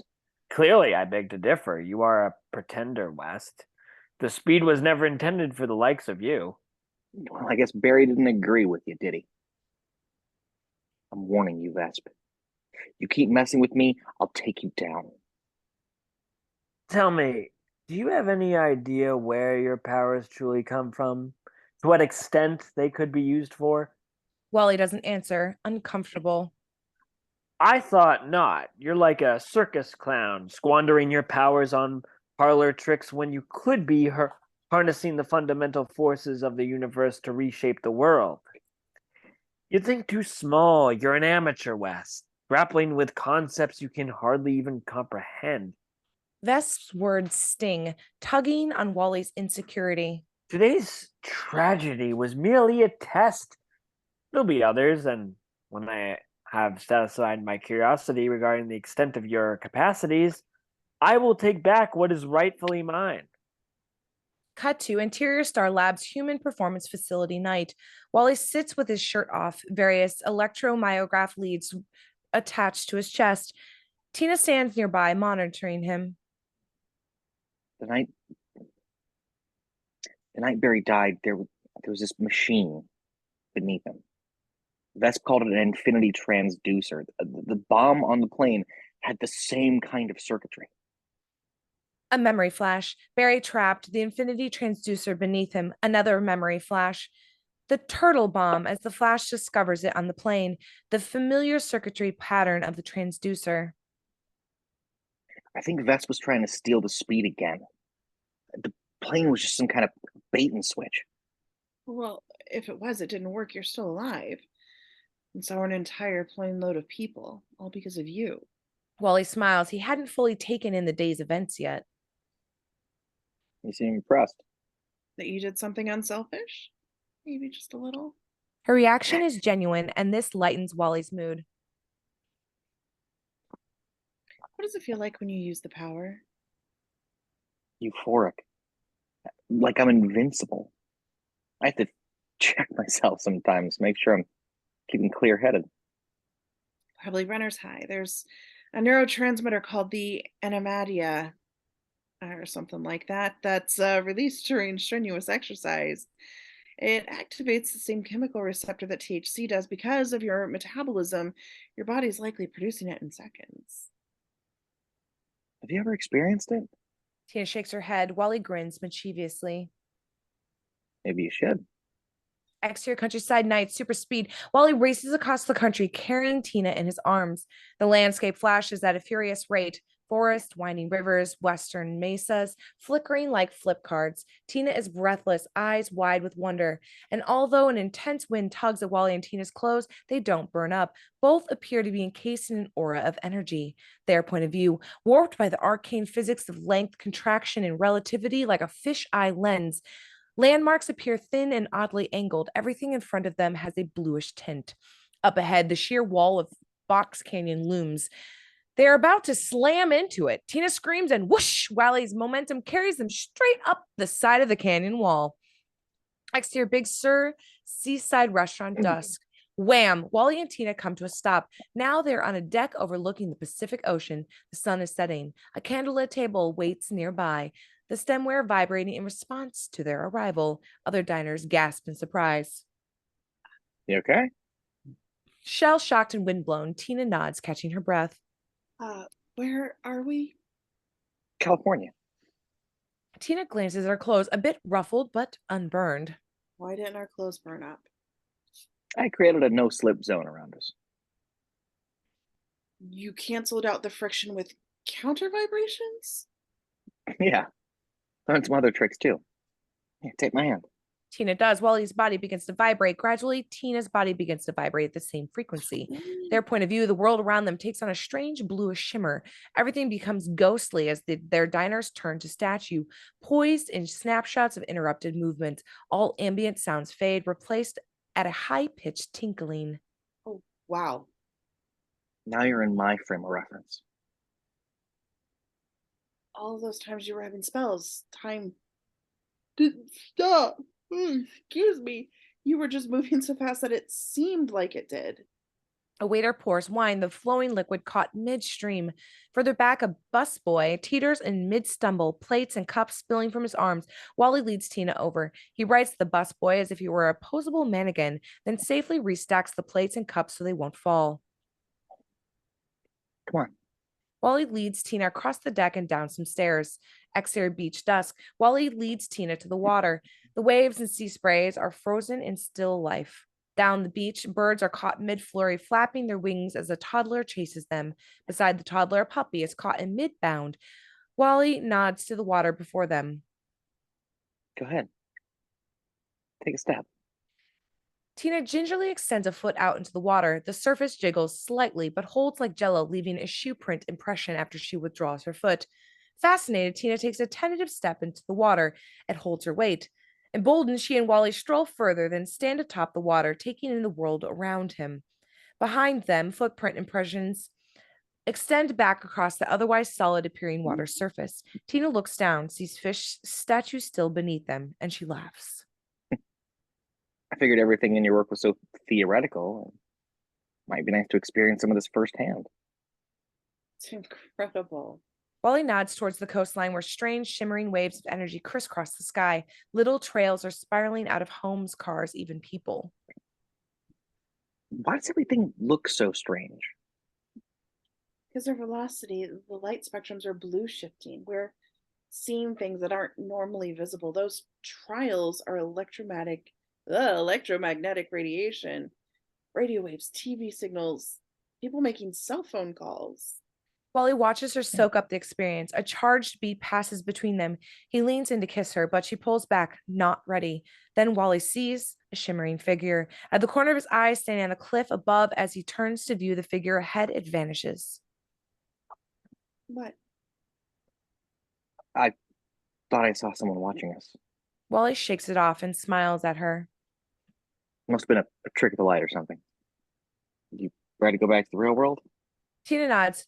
Wally leads her back to shore, then downshifts, and the spell is broken. The shimmering blue incandescence fades as all the ambient sound returns. The surf begins rolling once again. The toddler and her puppy unfreeze. The seabirds scatter. Tina looks down and notices they're still holding hands and lets her hand slip free of his. Cut to exterior Iron Heights prison night. A storm amasses above the monolithic penitentiary. Box Passasigile, a fugue in C minor, underscores the sequence. Interior Iron Heights prison, Vesp cell night. Vesp methodically packs his belongings while listening to the aforementioned fugue. A guard making the rounds rattles his baton against the bars of Vesp's cell. Lights out, Vesp. Time for Betty Bye. Just another moment, sir, then I won't be bothering you any longer. The guard takes in Vesp's packing belongings, amused. Yeah? You planning on bunking somewhere else tonight? Indeed, I am. Vesp withdraws a Victorian pocket watch and checks the time. And my ride should be arriving just about now. Lightning flashes outside the windowsill in Vesp's cell. Exterior Iron Heights prison night. Driving rain assaults the prison. In the distance, approaching sonic booms draw the concern of guards manning the watchtowers. The guards clamp their hands over their ears as the windows of the watchtower shadow. Ba-boom! Something forceful smashes open the outer walls of the prison. A beam of electrical energy now stands there, its features blurred by vibrations and static discharge. Guards open fire. The energy being whirls its arms faster, creating vortexes of winds which assault the gunmen. Then it slaps its arms together, negating another sonic boom. The interior walls of the prison block cave inward. The energy being streaks inside. Interior Iron Heights prison, cell block night. The energy being runs rampant, toppling guards aside with its backwash, stripping off the floor tiles. Armed Kalaxons bear as the power goes out and the emergency lights come on. Interior Iron Heights prison, Vest cell night. The guards draw his gun. Throughout the cell block below, prisoners are screaming. The guard looks back to Vesp. What's going on? Your death and my deliverance. With a sudden sucking implosion, all noise and chaos ceases. A figure blinks in alongside the guard, startling him. A menacing silhouette only vaguely glimpsed in the shadow emergency lighting. What we do register is this. His costume seems to be that, the Flash, red and gold. The guard raises his gun shakily. The figure snaps his finger. An ensuing sonic boom flings the guards backwards, over the hand railing, down 3 stories to his death. The figure turns to regard Vesp, who offers a sly smile. You're late. The figure speaks in a strange, vibratory voice. Correct. More lightning and flashes. Interior Star Labs, human performance facility night. Wally whooshes into view carrying Tina in his arms. He gently sets her down. She's glowing from the experience.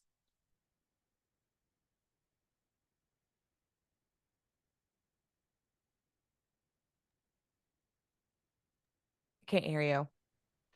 Okay, yeah, you're back in one piece. Thank you. That was amazing and incredible. So did that count as a date? Yes, it did. Tina sighs. Somehow, despite her protestations, Wally has wormed his way into her heart. Impulsively, she kisses him. What was that for? Just keeping you guessing. Now get out of here before things get any more complicated. Cut to Interior Turtle's underground lair night. An undisclosed subterranean location. The rooms and corridors recall the stark and sterile labyrinth that once existed beneath the turtle's chateau, only more expansive. Mr. Sloe strides down a corridor carrying a silver tray with a tea service for one on it. He rounds a corner. Interior Turtle's digital womb night and finds Vesp situated within a familiar grotto of video monitors. This time, however, the surveillance views have broadened in scope, taking in the entirety of Keystone City itself. Sloe sets a teacup next to Vesp, fills it.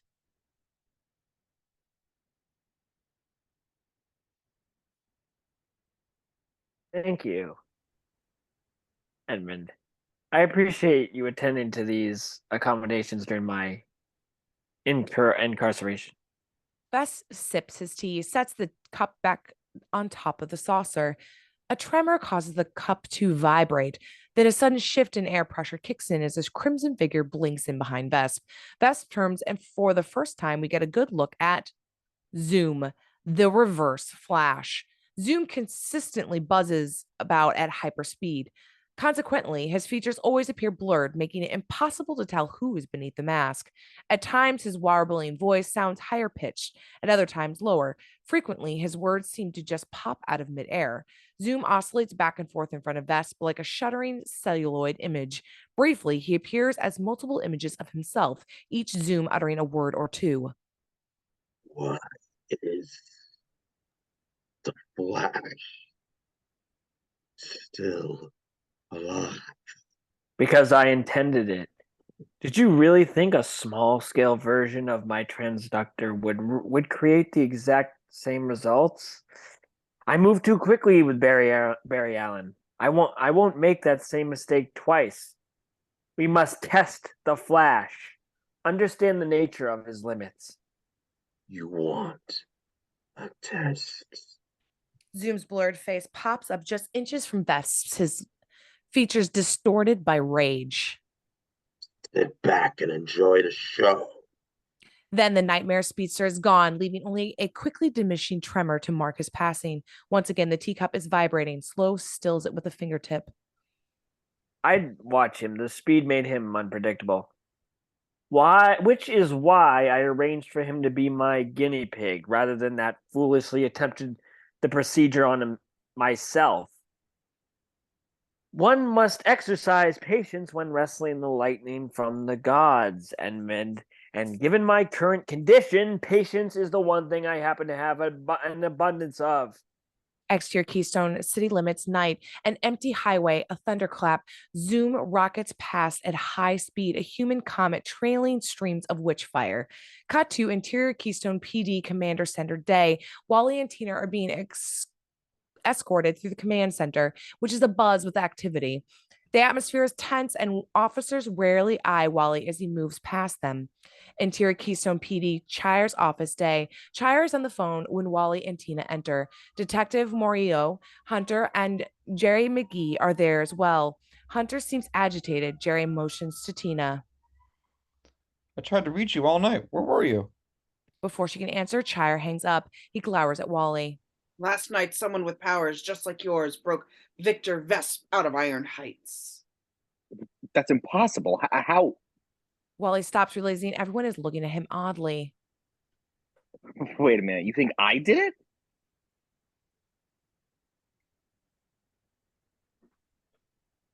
A human tornado swept through the place, and the only person capable of pulling off a stunt like that is you. And what possible reason would I have for springing Vesp? Maybe you kidnapped him, killed him afterwards. Everyone knows you've got a beef with him.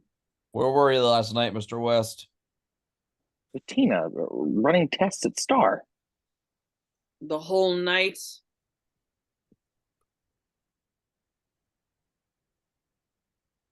Wally pauses, deciding how best to word this. No.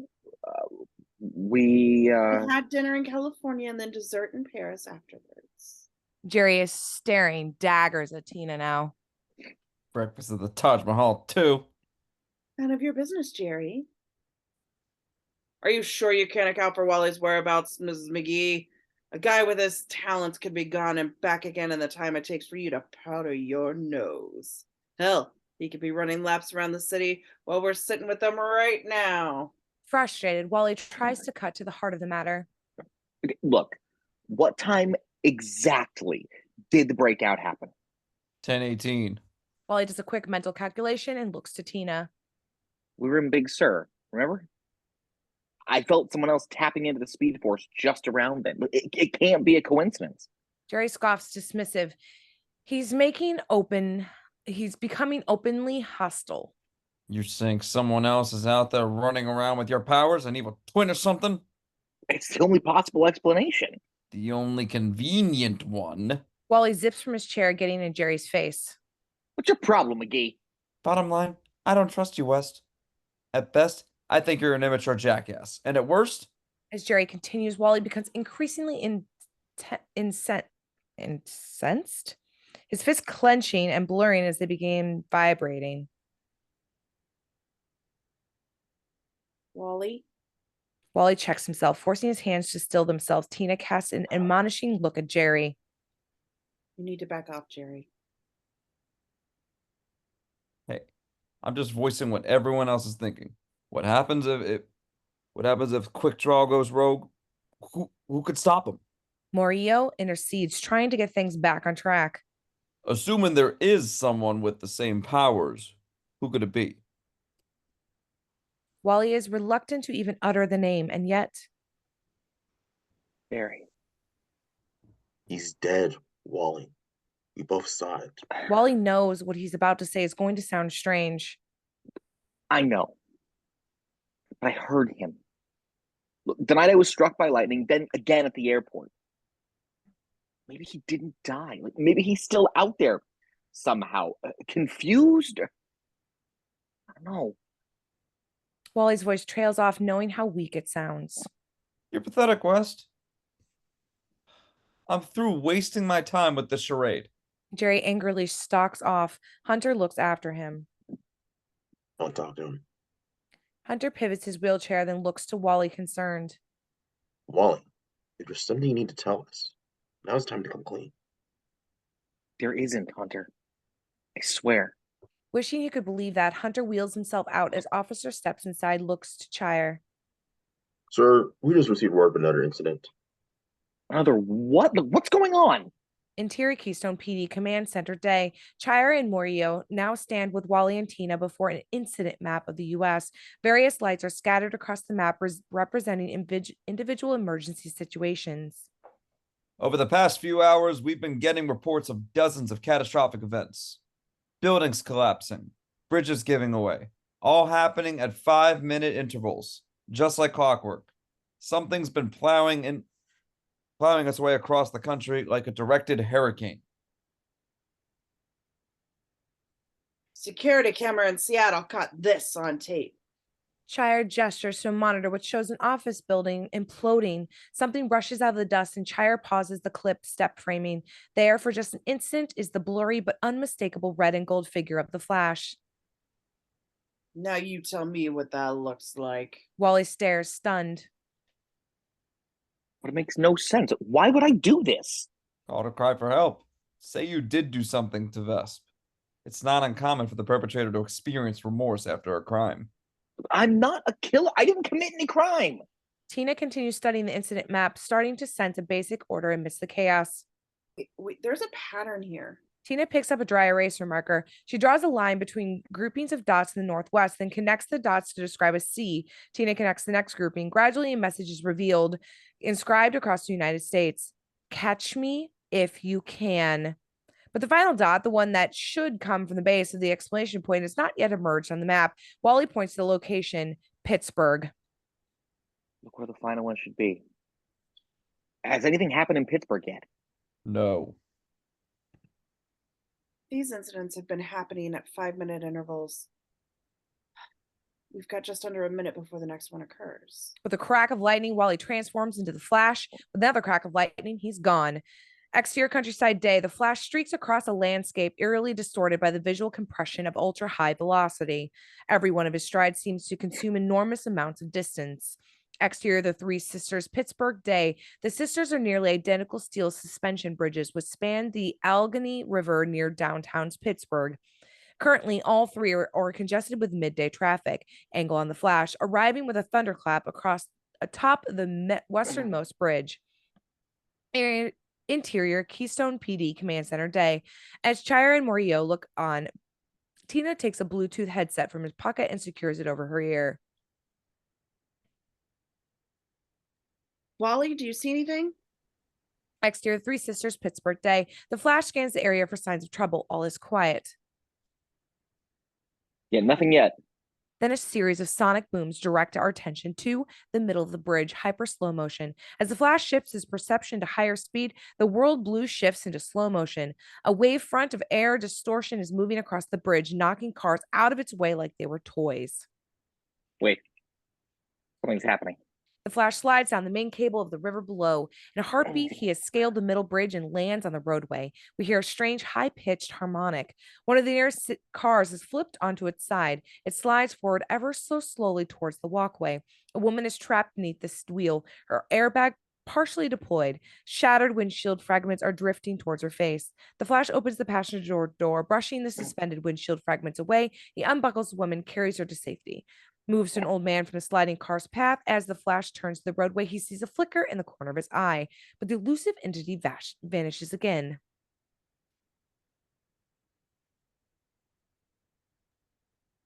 Confused, Wally. The words come from thin air that Flash pivots, trying to pinpoint the source of the voice. Can't deal with someone faster than you. The harmonic cycles downward in pitch and zoom, roars up wearing a red and gold Flash costume. Face to face with his doppelganger, our Flash is dumbfounded, a state only further compounded by Zoom's rapidly blurring features. Barry? Not Barry. Zoom. Zoom oscillates faster, his body harmonics cycling upward again. Then the Zoom simply vanishes. The Flash spins around confused. Then Zoom appears as if from midair just in front of him, punching him in the face. The Flash flies backward into a semi-truck. He drops to the road stunned. Then he picks himself up, charges at Zoom, and runs through him. For Zoom has vanished once again. Want to see a neat trick? Zoom is now behind him. Zoom snaps his fingers. The resulting sonic boom shatters the windows of the nearby cars and topples the Flash off his feet, driving him backwards. The Flash bounces across the roadway. Zoom zips up in front of him, snaps his fingers again, and wham! Once more, the Flash goes somersaulting through the air. Dazed, the Flash drags himself to his knees. Zoom zips up, a leering grin stretching across his vibrating face. You're a fraud, West. Just a pop star, pretending to be a... The Flash swings half-heartedly, missing Zoom. But I'm here to knock you back down to size. Zoom strikes once more, knocking the Flash aside. The public can't see me. They think you gone crazy. Cause all that destruction. Just like this. Zoom vibrates faster. He places his blurring hand against the roadway, striking up a sympathetic vibration, which spreads across the entire bridge. The roadway cracks, the steel girders humming and groaning as they become stressed. Now the entire bridge is shaking, buckling like the famous Broom River Bridge did in the film footage of an earthquake. The Flash is horrified. Pedestrians are being flung from the walkway. Even whole cars are being tossed into the air. The Flash propels himself skyward. He plucks passengers from the car as it drops towards the river. Then he makes for the passengers in the second car and then a third. Exterior Three Sisters Middle Bridge Day, real time, but there are simply too many. As time speeds back up, two of the vehicles strike the water. Anguished, the Flash collapses to the roadway, weighted with fatigue. Zoom blurs into existence alongside him. He strips off Wally's mask. Tired, Wally.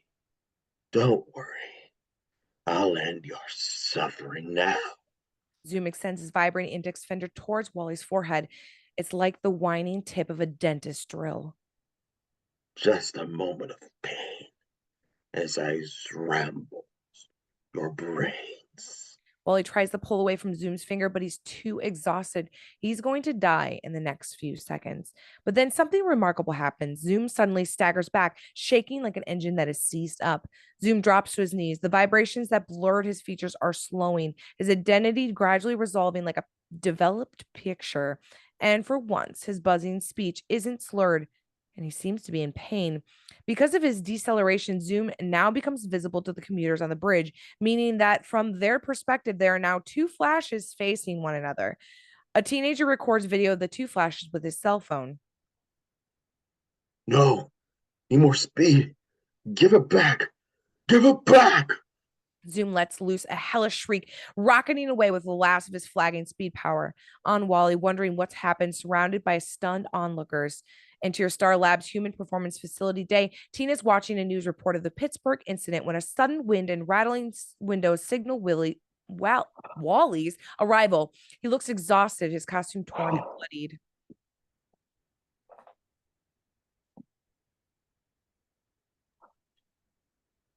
Sorry. Wally! Wally drops into a chair. The defeat has hit him hard. It wasn't Barry. It was someone else wearing a Flash costume. I tore this from him. In his hand, a bloodied scrap of Zoom's costume. People on the bridge, Tina. I couldn't save all of them. I tried to fill Barry's shoes, and look what it got me. People died. Tina wraps her arms around him, consoling him. Even the Flash can't be everywhere at once. You told me that yourself. Now just take it easy. But Wally isn't in a state of mind where he can be comforted. He stands, legs shaking, his agitation growing. I can't. Not with Zoom running free out there. It's personal. Zoom attacked those people just to prove a point. Like he was envious. Suddenly, Wally collapses, blacking out. Interior, Turtle's digital womb night. The turtle sits within his digital womb, Sloe at his side. A rumble and pressure differential signal Zoom's arrival. He zips in front of the turtle, agitated, buzzing, blurring. You tricked me. Of course. Zoom launches himself forward, but promptly falls just short of the turtle. He cries out in pain, his bodily vibrations and blurred features slowing once again. Now lying prone on the floor, he lifts his head with great effort. His voice is strained, but no longer pitch shifted. What have you done to me? Fool, do you really think I would allow you to tap the Speed Force without building in safeguards? The turtle rises, slowly making his way down to Zoom.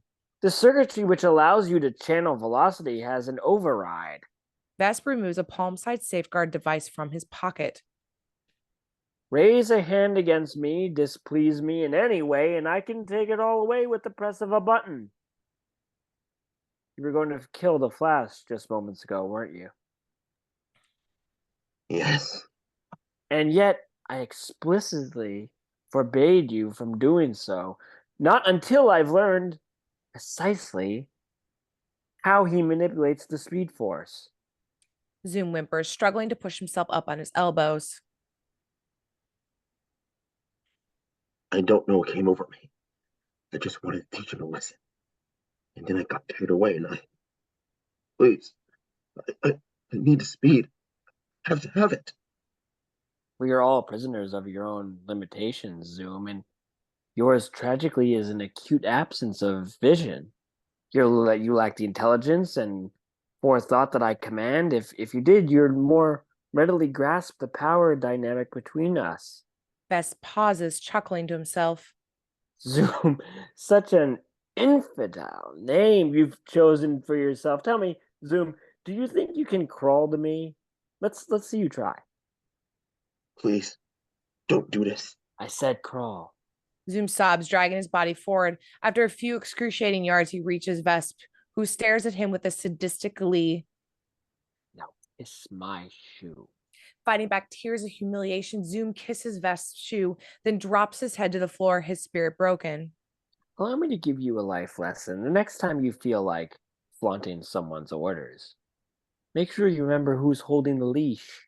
Interior Star Labs Human Performance Facility evening. Tina places a slide beneath a dark field microscope, analyzing a sample taken from the costume fragment. On an attached monitor, red blood cells pulsate.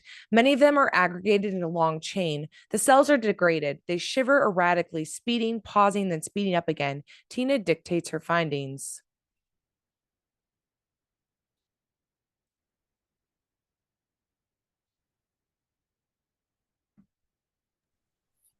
Damn cat. There's evidence of a red cell aggregation into the Rouleau formations, along with various acute phase reactant proteins. Many of the erythrocytes are oversized and asynchronously maturated. What are you doing? Tina turns to see Wally up and about wearing chivies. A live blood analysis taken from the a live blood analysis taken from the costume sample you gave me. I'm trying to puzzle out who our mystery speedster is. I think would save you the headache. Captain Chyre and Detective Morillo enter the lab. Morillo holds a case file. Chyre seems uncharacteristically contrite. I owe you an apology, Wally. I didn't believe there was someone else like you running rampant, but we've got dozens of witnesses claiming they saw 2 of you speed freaks out there. So I'm off the hook. Circumstantial evidence is starting to point toward another suspect. Apparently, your ex-husband visited Victor Vesp in jail the afternoon before the breakout. Wally and Tina both react with shock. Jerry, that's not possible. I'm afraid it is. Morillo opens his case file, offering us surveillance photos of Jerry McGee with Vesp at the prison visitor center. You're suggesting Jerry's the other Flash? Wally zips up in front of Tina, a dog with a bone now. You said he had anger issues. And you know he doesn't want the 2 of us together. Tina shakes her head, not wanting to embrace the implications. Think about it, Tina. He's had access to all the technology at Star. He's the one who sought me out in the first place. As Wally gets excited, he starts to speed up, his voice raising in pitch, his features blurring and turning jittery. It all makes sense now. His anger, his attitude, everything. Where does he live, Tina? Hurry, people's lives are at stake. 1845 Berkshire Avenue. In an eye blink, Wally disappears, reappearing in a fresh costume. Tina reaches for him. Wally, wait. Think for a minute. With a crack of lightning, Wally is gone. Tina picks up the Bluetooth headset synced to Wally's radio, keys it. Wally, listen to me, please. Exterior Jerry McGee's house evening. Whoosh! The Flash arrives before the stylish split level like a micro hurricane. His slipstrings bending tree limbs, stripping away leaves, flower paintings, and even roof tiles. With another whoosh, the Flash enters the house, splintering his way right through the front door. Interior Jerry McGee's house, various evening. We follow the Flash on fast forward as he canvasses the house, his wake churning up everything that isn't nailed down. Having searched every other location, the Flash tries. Interior McGee's house basement evening, the cellar. Upon entering, the Flash instantly comes to a stop. He stares at something off camera, taken aback. Interior Star Labs human performance facility evening. Morillo is on his radio, conferring with the department while Tina frantically tries to raise Wally on her headset. Wally, please answer. I'm here. At Jerry's house. Interior Jerry McGee's house basement evening. Jerry McGee lies dead, the victim of a super speed assault. He's dead, Tina. Interior Star Labs human performance facility evening. Tina is shocked, but then something strange happens as... I'm sorry, what?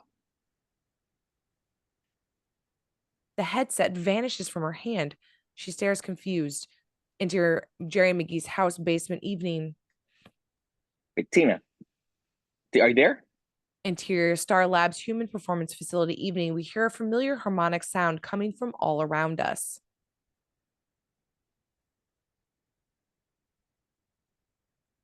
Does the voice of Zoom frighten you? Chyre and Morillo whirl, drawing their service revolvers, but as soon as they do, the guns vanish from their hands. Where are you? Zoom decelerates, flitting into view like a vibratory wraith. Yeah. Interior Jerry McGee's house basement evening. The Flash notices something on the wall nearby, a message inscribed in blood.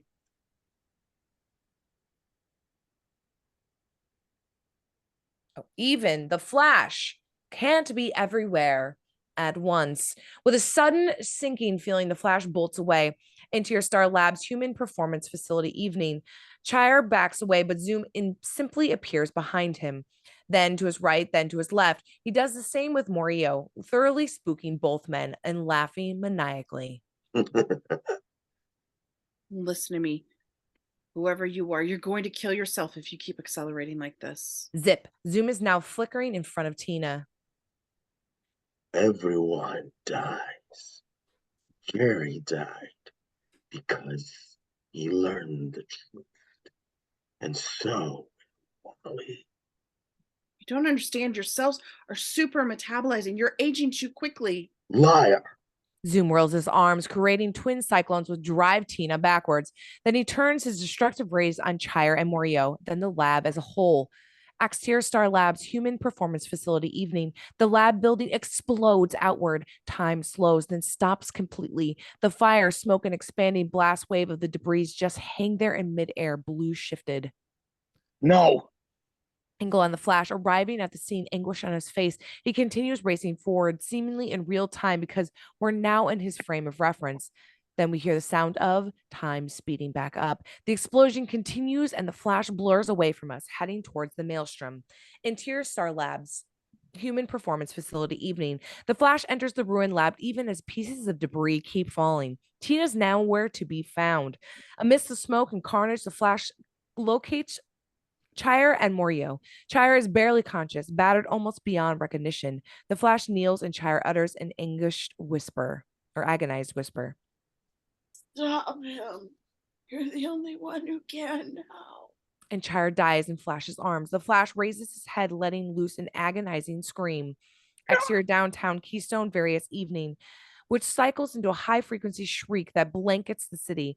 Dogs start howling. Pedestrians cringe as their cell phones emit static feedback. High-rise windows shatter. Interior Turtle's underground lair night. As the scream echoes out, we discover Tina regaining consciousness. She blinks, finds herself face to face with a giant tortoise that is slowly lumbering alongside her.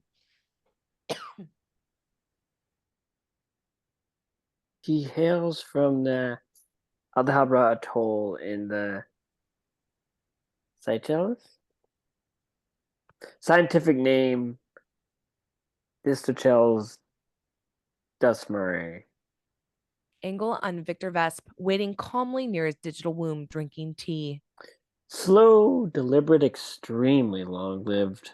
Sound familiar? Tina glances at the shifting video screens within the turtle's digital womb, the rest of her strange surroundings. Where am I? In a secret basement beneath Star Labs, constructed when the facility was first built. As you know, Star was funded by anonymous benefactor. I am that benefactor. Tina stares at Vesp, shocked. Your ex-husband was equally surprised. Unfortunately, his discovery of mine connection to Star was problematic. That's why he visited you in jail. Indeed, regrettably, he had to be silenced. Tina's mind reels. Vesp's subterfuge is staggering. Since the night of Barry Allen's death and that advent of my own wrenched condition, I vowed I would master the speed force. To that end, even while imprisoned, I funneled my fortune into Star. For the last decade, you've unwittingly been executing my bidding.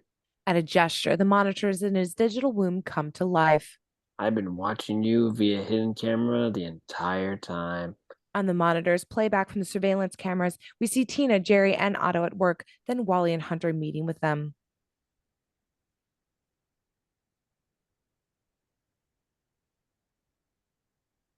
So who pays for all this hoo-ha? A charitable foundation initially, but now thanks to our patents, we're pretty much self-sustaining. With another gesture from Vesp, the monitors change again. Now we see Wally and Tina's intimate moment after their date. So did that count as a date?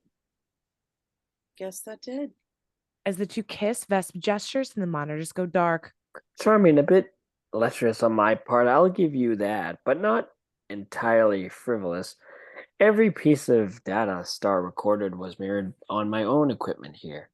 To what end? Quantum physics has long predicted the existence of an underlying sea of zero-point energy upon which our universe floats.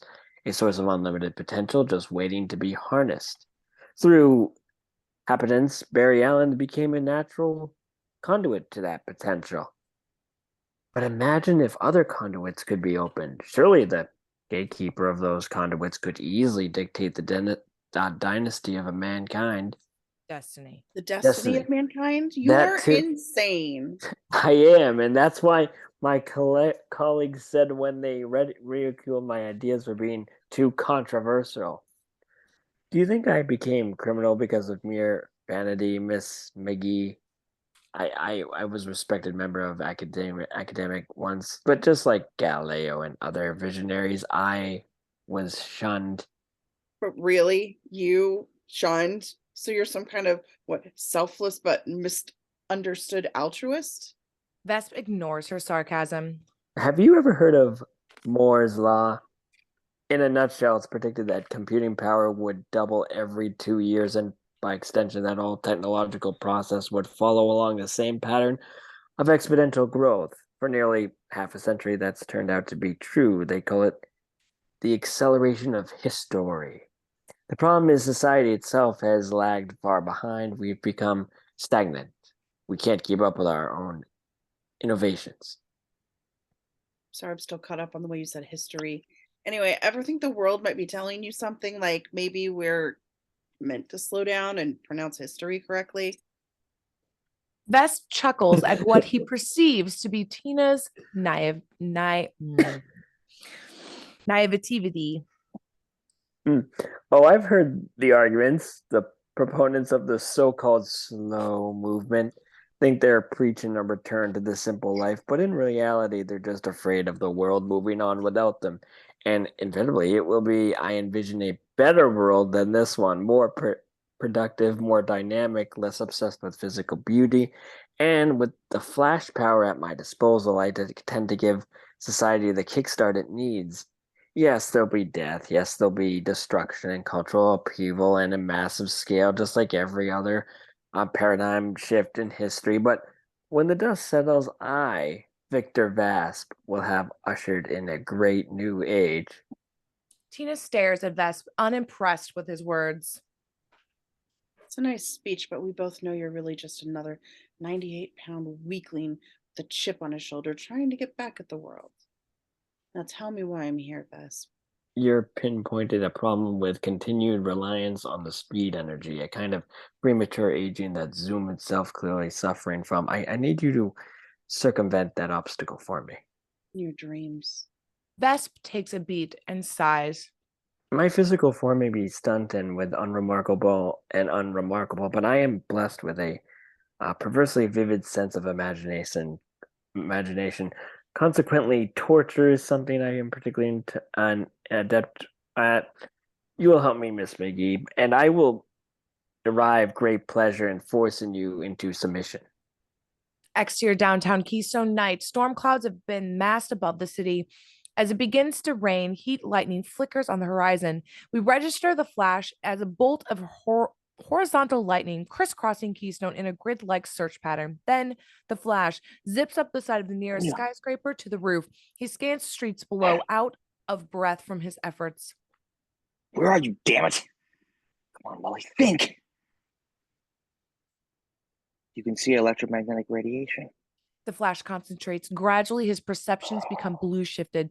The rain slows and stops completely as the individual water droplets become frozen in midair. If he's using the speed force, he'll leave a trail. As before, shimmering waves of energy become visible, a spider web of electromagnetic radiation branching out over the downtown Keystone. And amidst this array, we see an area of distortion. All the signals are bending as if being drawn to something atop a pyramid-shaped building a few blocks distant. There you are. Time speeds back up as Flash rockets away. Exterior Central City building night. The Flash corkscrews up the outside of the building, coming to a stop at an upper observation deck. Angle on zoom. He now wears a new costume, a black where Wally's is crimson, like the negative Flash. Lightning splits the sky, arcing towards Zoom. Time slows once again. Zoom extends his hand, touching a fingertip to the now frozen lightning bolt, studying the people below. Look at them. Down there, trapped in slow time. They don't see the world like we do. The electricity from the lightning bolt spreads over Zoom's open palm, suffusing his entire body. Everything makes so much sense on fast forward, don't you think? Zoom turns to face the Flash now. Even in his blurred, vibratory state, it's evident that something is wrong. His physical features have become distorted and disfigured. Do you like my new costume? I decided there was any need to keep impersonating you. All my life, I wanted to do good, to be a hero like Barry. But I realize I don't want to be the Flash anymore. Then what do you want? To make them pay. Who? All the people who look down on me, who pitied and patronized me. Starting with you, Wally.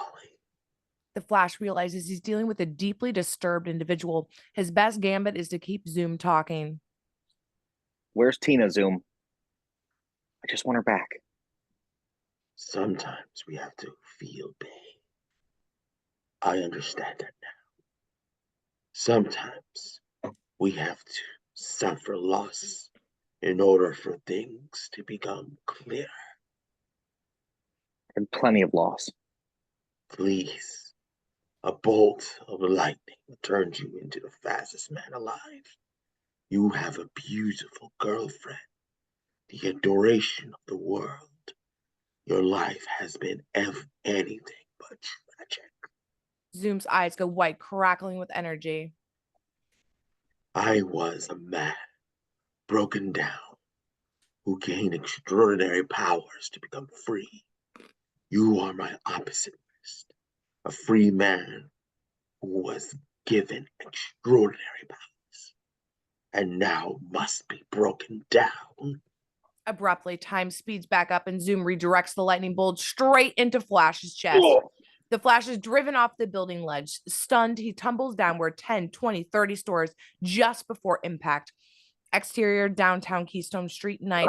He regains his senses, whirling his arms to create a cushion of air, then softens his landing. But as he safely touches down, he sees Zoom diving straight down at him. Zoom lands atop him, driving both men through the street into the sewers below. A beat, then the street erupts into a geyser of water and broken asphalt as the Flash is readily ejected into the air. You want Tina? Zoom decelerates into visibility before the Flash, goading. Zoom dopplers away. The Flash follows and chases on. Exterior Keystone City, various night, super speed. Zoom powers through a distorted landscape, plowing through anything in his path, buildings, trees, even a tanker truck filled with fuel, which promptly explodes until the Flash approaches, running circles around the explosion until the ensuing vortex snuffs the flames out. Exterior Keystone Freeway night, super speed. The race continues. The Flash and Zoom streak down a highway clogged with bumper-to-bumper traffic, using the cars as stepping stones as they run atop them. Zoom brakes right, crashing down into the exterior river runoff channel night, super speed. A concrete riverbed. Zoom rockets down a central channel, his velocity displacing the water, which fans up either side of him in a frozen V shape. Then Zoom heads up the far side of the canal, crashing through the other beam or berm. Exterior rail yard, rail line night, super speed. Zoom runs along a train track, his weight melting the steel rails, churning up the stones under which the track is laid. He hazards a look behind him. The Flash is closing the gap. Zoom smiles. This is just what he wants. You'll have to run faster than that if you want her. Up ahead, the track dead ends at the mouth of a railway tunnel that has been sealed off. Zoom smashes through the barricade. Interior railway tunnel night, super speed. Zoom leads the Flash down the darkened tunnel, the lightning from their bodies illuminating the stone walls around them. Abruptly, the tunnel opens up and they find themselves. Interior Turtles underground lair corridor night, super speed, hurtling through the corridors of the Turtles' new domain. Interior Turtles underground lair, Infinity Chamber night. The Flash finally makes contact with Zoom. To our eyes, it looks like there are dozens of Flashes assaulting Zoom from all sides. The attack is relentless. The Flash is losing control. Gradually, Zoom sneaks beneath the rain of blows. I'm not through with you. Get up! Zoom's vibratory aura vanishes. His speed depleted, he lies helpless on the ground. Can't. Zoom's voice, no longer pitch shifted, sounds familiar. Get up, I said. Or what? Are you going to kill me, Wally? You don't have the balls. The Flash is succumbing to a kind of speed-induced mania, and Zoom knows it. He keeps goading Wally. You're not man enough to handle the power. Enraged, the Flash rips Zoom's mask off and finds Hunter. His features are drawn, his eyes reddened, weighted with dark circles like a junkie ravaged by methamphetamines. Hunter. But you're paralyzed.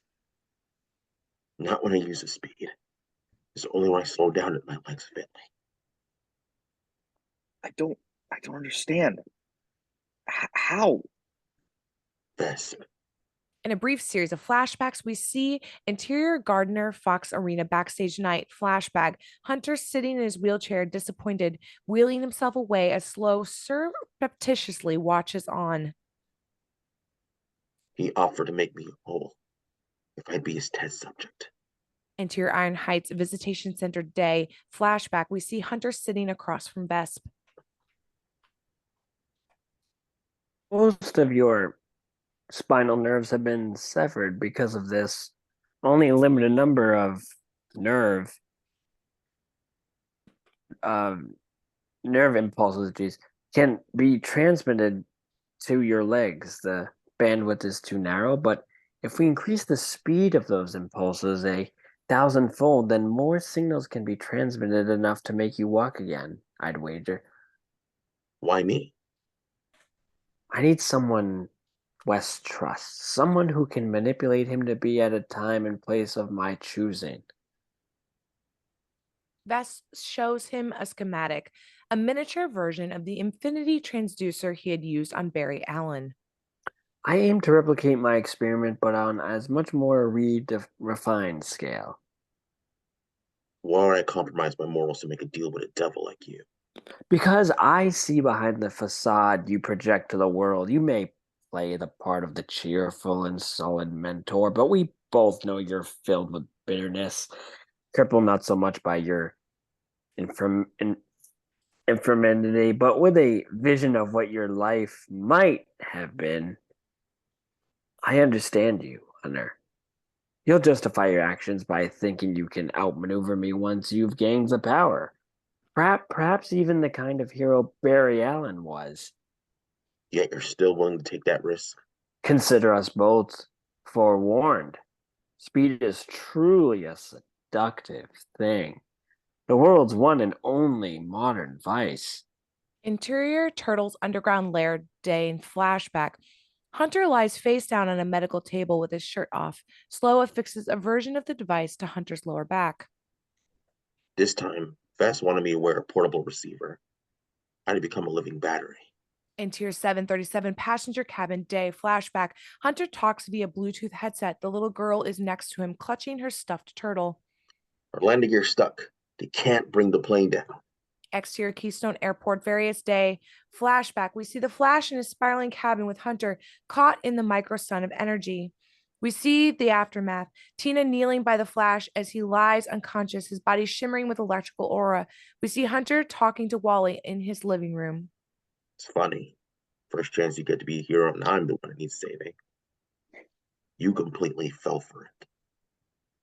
Interior Hunter's home night flashback. Hunter sits in his wheelchair. He activates the infinity receiver strapped to his waist. His body begins to oscillate, and ever so slowly he rises to his feet. He stands tall for the first time in years, and tears stream down his face. And better yet, the experiment worked. I could walk. I could run. Hunter oscillates faster with a crack of lightning. Exterior Iron Heights night flashback. Zoom is now racing towards the prison. Interior Turtle's underground lair infinity chamber night. The Flash stares at Hunter. Even with the evidence before his eyes, he can hardly bring himself to accept it. Vesp wanted me to keep testing you.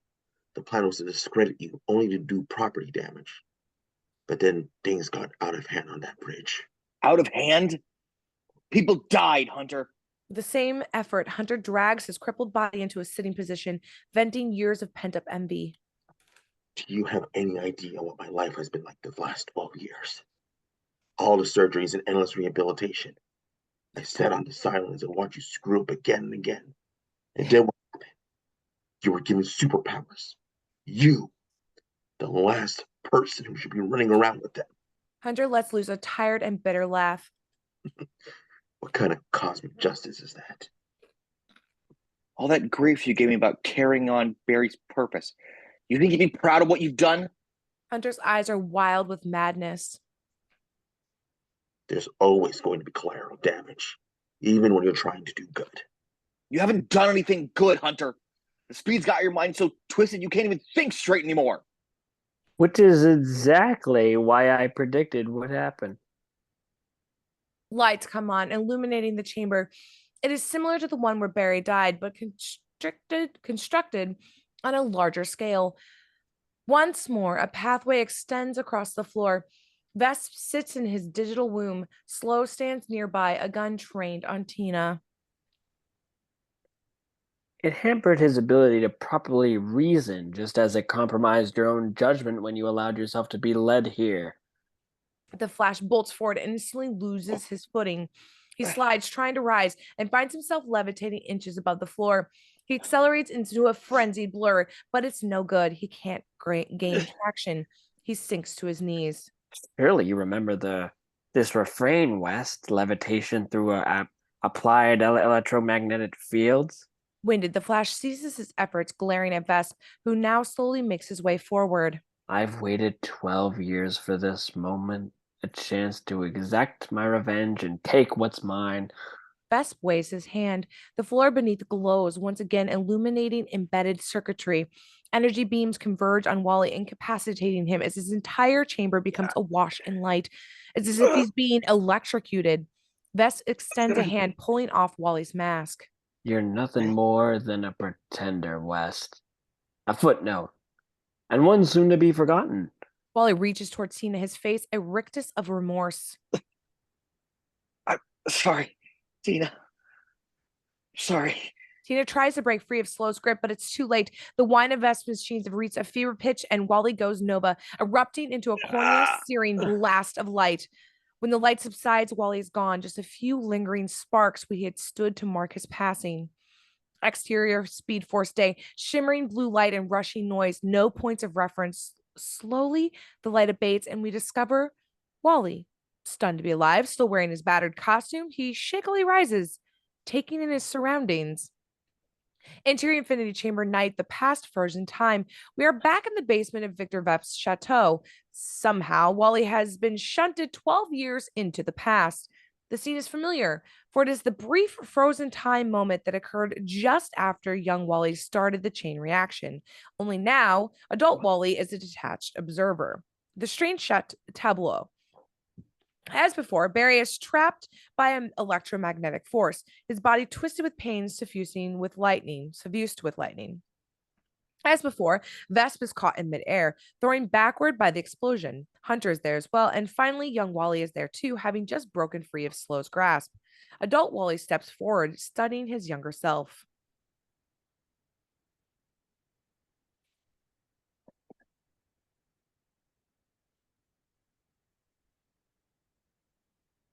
Don't. Strange, isn't it? Seeing yourself like that. Adult Wally turns and sees a ghostly flicker standing to the side. Gradually, the spectral image becomes more cohesive. It's Barry Allen, composed entirely of charged light. Long time no see, Wally. Interior Turtle's underground lair, Infinity Chamber night. The dynamos surrounding the chamber thrum with the Flash's stolen energy, radiating luminance. Vesp looks triumphant. Success, the Flash's speed is mine. Only for a moment. Angle on zoom, he pulls his mask back on. His eyes crackle with sparks as he extends his hand to the thrumming dynamos. In response, the light radiating from them ebbs. Zoom is drawing the energy into himself. Gradually, as his speed returns, he rises, quickly accelerating into a blurred state. He vanches on Vesp, who raises the safeguard devices. Careful, remember your leash. I remember. You said I lacked the intelligence, but you forgot. The power didn't just speed up my nerve impulses, speed up my brain waves too. I can think 1,000 times faster now. I can learn things, like how to jam that on-off switch of yours with random key modulation. It was easy. Did it this morning. You're lying. Try me. Vesp activates the device and Zoom instantly drops, decelerating. He shudders, but then his whimpers become laughter. He lifts his head, rising again, oscillating. Just kidding. Vesp frantically activates the device again and again with no avail. Step by an execrable step. Oh my God, I don't want to talk. Step. Zoom advances towards him. Edmund. Sloe moves to defend Vesp, but Zoom incapacitates him with a dozen split-second blows. He turns to Vesp and snaps his fingers. A sonic boom drives Vesp back into his monitors. He crumples to the floor, gripped by fear. Have you grasped our power dynamic yet? Do you need another life lesson? Wait, please. I give you the speed. I gave you your legs back. And you would have cast me aside the first chance you got. You told me that. You said we were both forewarned. Now crawl. Realizing he has no choice, Vesp drags his palitzed body across the floor, which now littered with broken glass. That's it, Vesp. Keep coming. Vesp's progress is torturous. Finally, he reaches Zoom. You know what to do next. Vesp shudders at the indignity, kisses Zoom's right boot. Now the other. Vesp kisses Zoom's left boot. Zoom smiles broadly. He lifts Vesp up until his feet dangle above the ground. How fast is your heart? 80 beats a minute? 90? What happens when I double that? Shall we see? Shall I lend you my speed? That's what you want, is it? An end to the slowness. Sparks dance from Zoom's fingertips, spreading over Vesp's chest. Immediately, Vesp thrashes in Zoom's grasp, in the verge of cardiac arrest. His face becomes flush. Is that fast enough? What about 1,000 beats per minute? 2,000? Vesp struggles, becomes more frantic, then abruptly sees Zoom releases his grip, and Vesp slumps to the floor dead. Interior infinity chamber night, the past frozen time, blue shifted shimmering light. Adult Wally and the ghostly Barry are the only ones moving in the frozen tableau. Am I dead? No, neither am I. You accelerated, Wally. Faster than the speed of light. You looped backwards in time. I think my head's about to explode. Barry smiles, despite the grave circumstances. Believe me, I thought mine had too. But I've had 12 years to think it through. Then you've been here? Barry sweeps his hand out, indicating everything around them. Since all this happened, trapped in the same moment, I've been free to wander the world, but time itself never advances here. I thought I heard your voice. That was really you, wasn't it? It's part of the Speed Force now. Every time you ran, I felt it. And now that someone else is tapping it, I can feel that too. Hunter.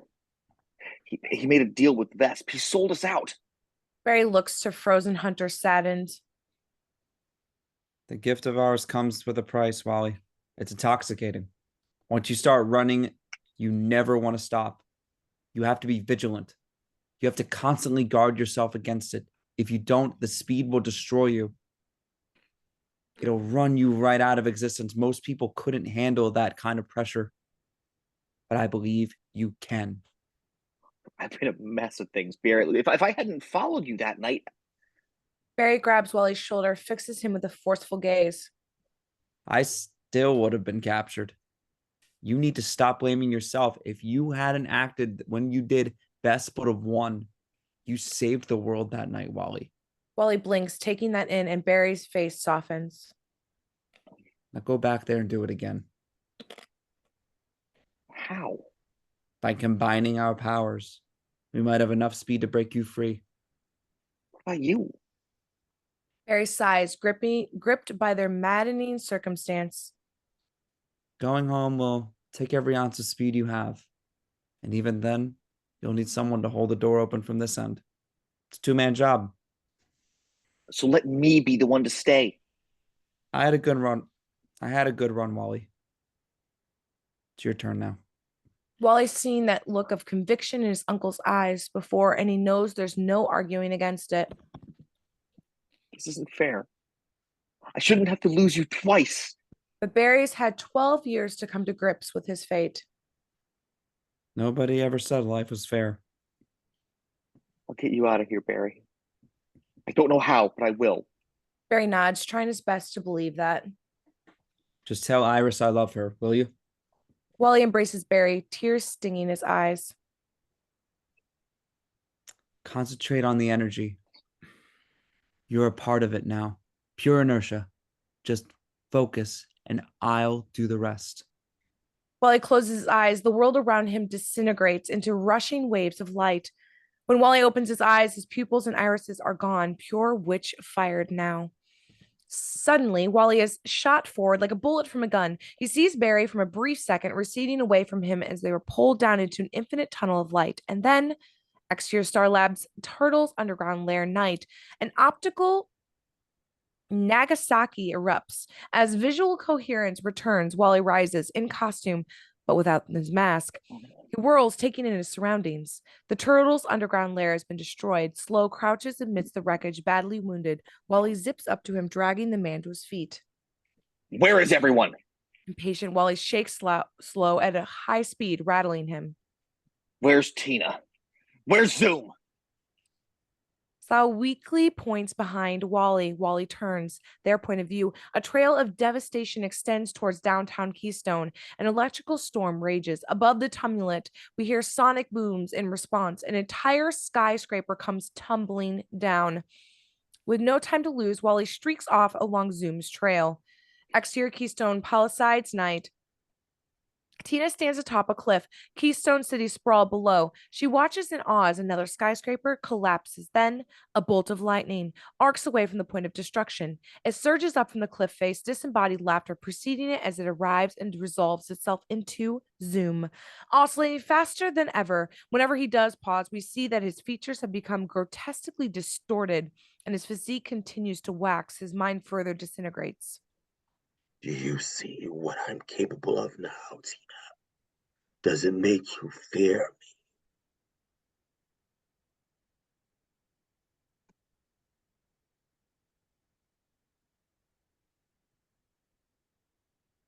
Tina.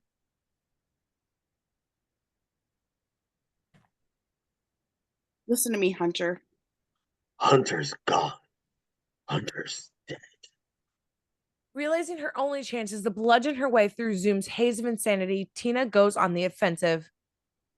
Then Zoom's going to die too. Can't you see what the speed's doing to you? You're killing yourself. You have to slow down. Briefly, Zoom's oscillations ebb, his voice pitch shifting downward, as if the old hunter were trying to claw his way back. He seems frightened, riddled with remorse. Go back being broken. You don't understand what it was like. I can't, Tina. I can't. Then Hunter accelerates again, separated into a half dozen entities, surrounding Tina with multiple exposures of himself, each Zoom uttering a fragment of his taunts. Hunter was a coward. Couldn't handle the power.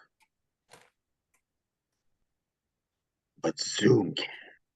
Zoom will never stop. Zoom will never slow down.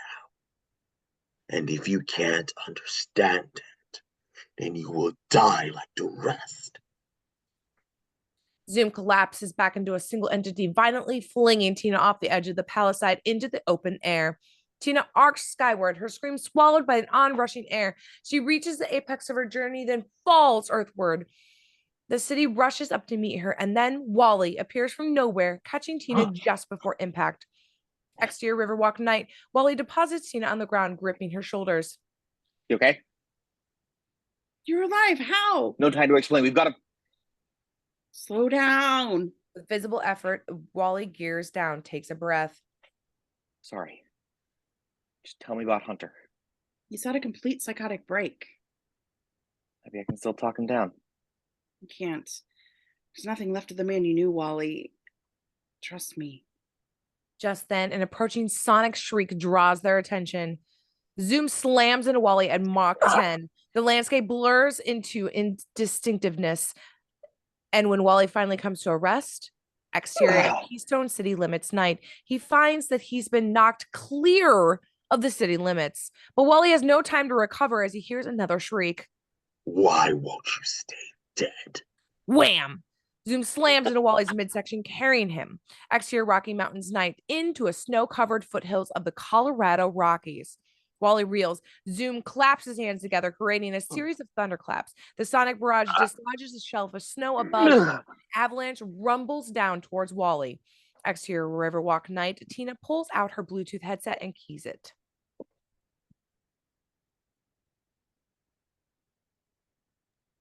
Wally, what's happening? Exterior Rocky Mountain night, super speed. Wally snaps himself from his daze, sprinting away just before the avalanche engulfs him. Can't talk right now, Tina. Exterior Continental Divide night, super speed. Wally and Zoom race up and down the ridges of the Continental Divide, storming through Loveland Pass and onward. Exterior Glacial National Park night, super speed. Across the Great Plains, they streak past the isolated Chief Mountains, heading northward into Canada. Exterior Alaska fjords, I think, night, super speed. Wally and Zoom rocket in and out of the fords, their speed and weight causing massive glacial icebergs to cave away and crash into the sea. They continue onward through the Bering Straits. Exterior open sea day,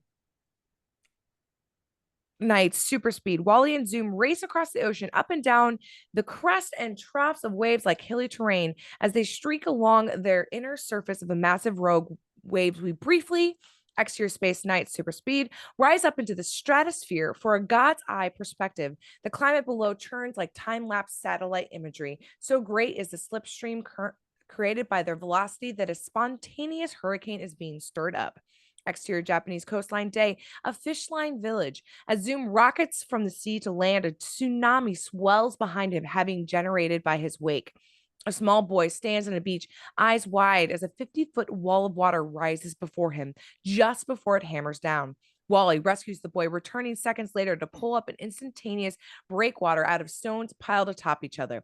As the tsunami strikes, Wally rolls his body like a top and centrifugal winds cut into the approaching waves, taking the bite from it just while the remaining water harmlessly expends its energy on the breakwater.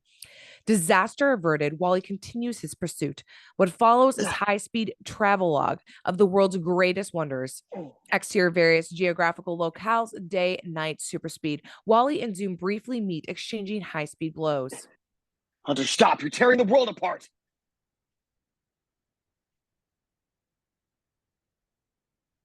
I'm never stopping.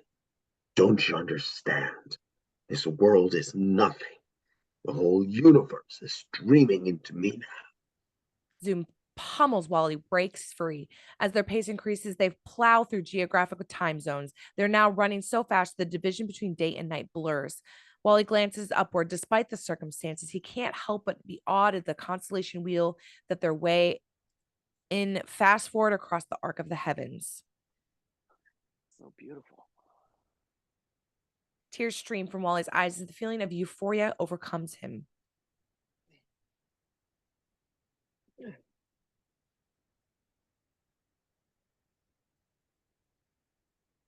Tina. Sorry, computer. Stay with me, Wally. You have to keep focused. I'm trying, but I can feel myself coming apart. Round and round, they circle the globe. From their perspective, the sky above is constantly waxing and waning, brightening and turning blue, fading and flooding with stars. Exterior China, the Great Wall day, super speed. Wally and Zoom race along the snow-dusted 4,000-mile wall as it snakes through the hills of the northeastern China. Exterior Egypt, Giza Necropolis day, super speed.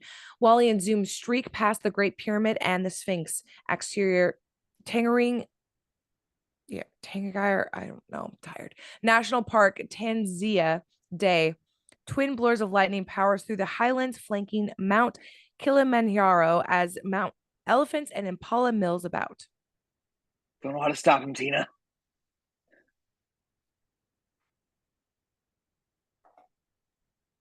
I do. Listen to me, Wally. Hunter's become super metabolized. At the rate he's accelerating, he'll die of old age in a week. We can't afford a week. Just listen. Hunter wants more speed. You need to give him everything. You crazy? I know it's counterintuitive, but you have to stop. You have to surrender your power to him. If you do, he'll burn himself out. Wally abruptly makes a sharp right, heading away from Zoom. Chyre, Western Australia, Lake Darner, Salt Flats. I am too tired for these names.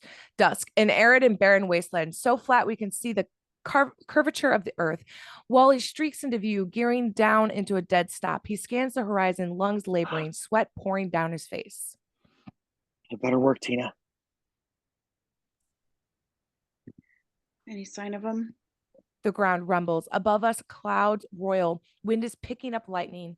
It's as if the velocity of the earth itself were being drawn backward like a receding blast wave. He's coming. We hear the approaching sonic shriek.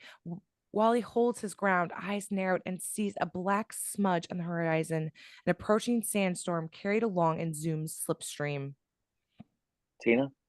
Yeah? If I don't make it through this, I just want to say, all those times I was flirting with you and stuff, I wasn't just goofing around. I really felt something for you. After a moment, gently.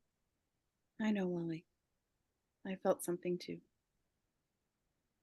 You're not just saying that because I'm probably about to get atomized.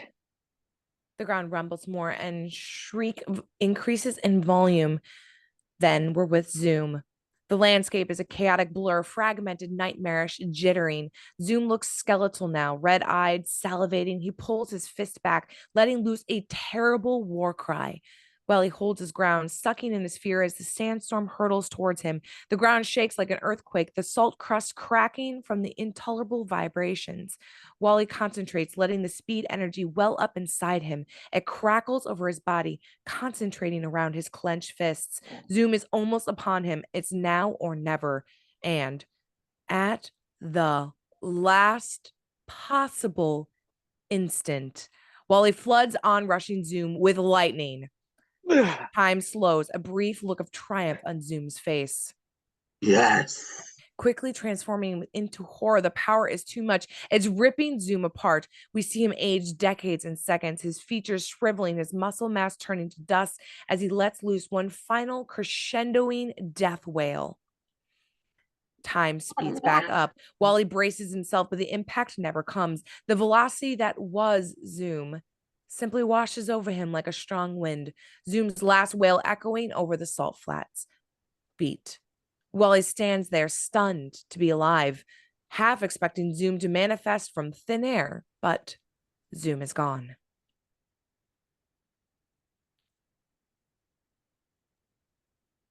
Wally? It worked. He's gone. While he grins, delirious with relief, he takes a tentative step forward, testing his overtaxed muscles. He's hurting. There's just one thing, Tina. Yeah? I'm crashing. I don't have any speed left. That's a long walk home. You better get started. Wally sighs. As he heads away from us, we rise upward until Wally is just a tiny figure dwarfed by a sea of arid and barren emptiness.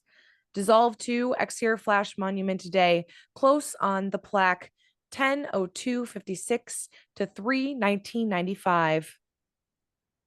We should erase that last date. Pull back to reveal Wally and Iris. A new statue has been erected alongside Barry's. This one is the likeness of Wally. Wally kneels by Barry's plaque, accelerating his hand into a blur, rubbing the etched death date off the stone. There. That's better. He's really still out there? Wally nods, rising. Iris can still hardly believe it. For the longest time, part of me kept holding out hope even after you told me you'd seen him die. But eventually I forced myself to accept that he was never coming back. It would have been crazy not to. Okay, but what do I do now? Wally considers a question a moment before answering. Barry believed in me when I lost faith in myself. I need you to do the same. I told him I'd find a way to bring him home, and I will. You have to believe we can make that happen, Iris. Iris smiles, her eyes welling up. Wally hugs her. What will you do in the meantime? Interior Barry's lab day. Tina and Wally are walking through the lab. Oh, Sure you want to do this? yeah, Barry and Hunter had the right idea.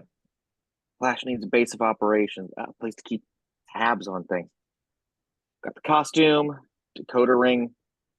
Might as well go for the secret headquarters too, right? What about the plucky girlfriend? Wally draws closer, more serious now. Listen, when I was waiting for Zoom, I said some things. Tina waves that off gracefully, letting him off the hook. We both did. Under the circumstances, you get a free pass. But Wally shakes his head. She's misunderstanding him. I don't want a free pass. My whole life, I've been rushing from one thing to the next. For the first time since I can remember, you make me want to stop and stand still. You make me want to just be. I've never had that feeling before. Tina finds herself touched by Wally's unexpected confession.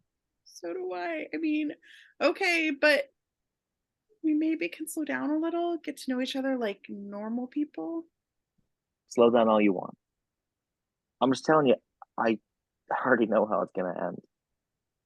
Well, if it's anything like the beginning, I think we're in for a hell of a ride. They kiss. Then we hear radio chatter. It's coming from a spare mask on a counter, the communicator in the cowling. Wally pulls it close, listening. There's a hostage crisis in Chicago. Tina smiles, at peace with Wally's new calling. Go, get out there.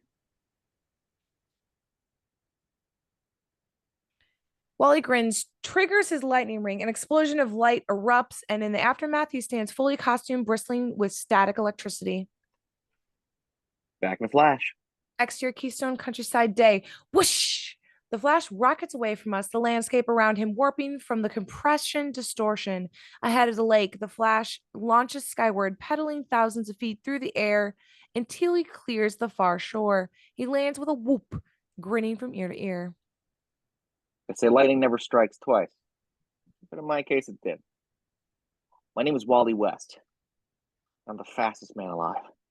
Faster and faster, he accelerates until the world itself becomes a blur of sound and light and potential. And we cut to black. The end. And that is The Flash that almost was. Thank you so much for joining us on this one. And we'll see you at the next one.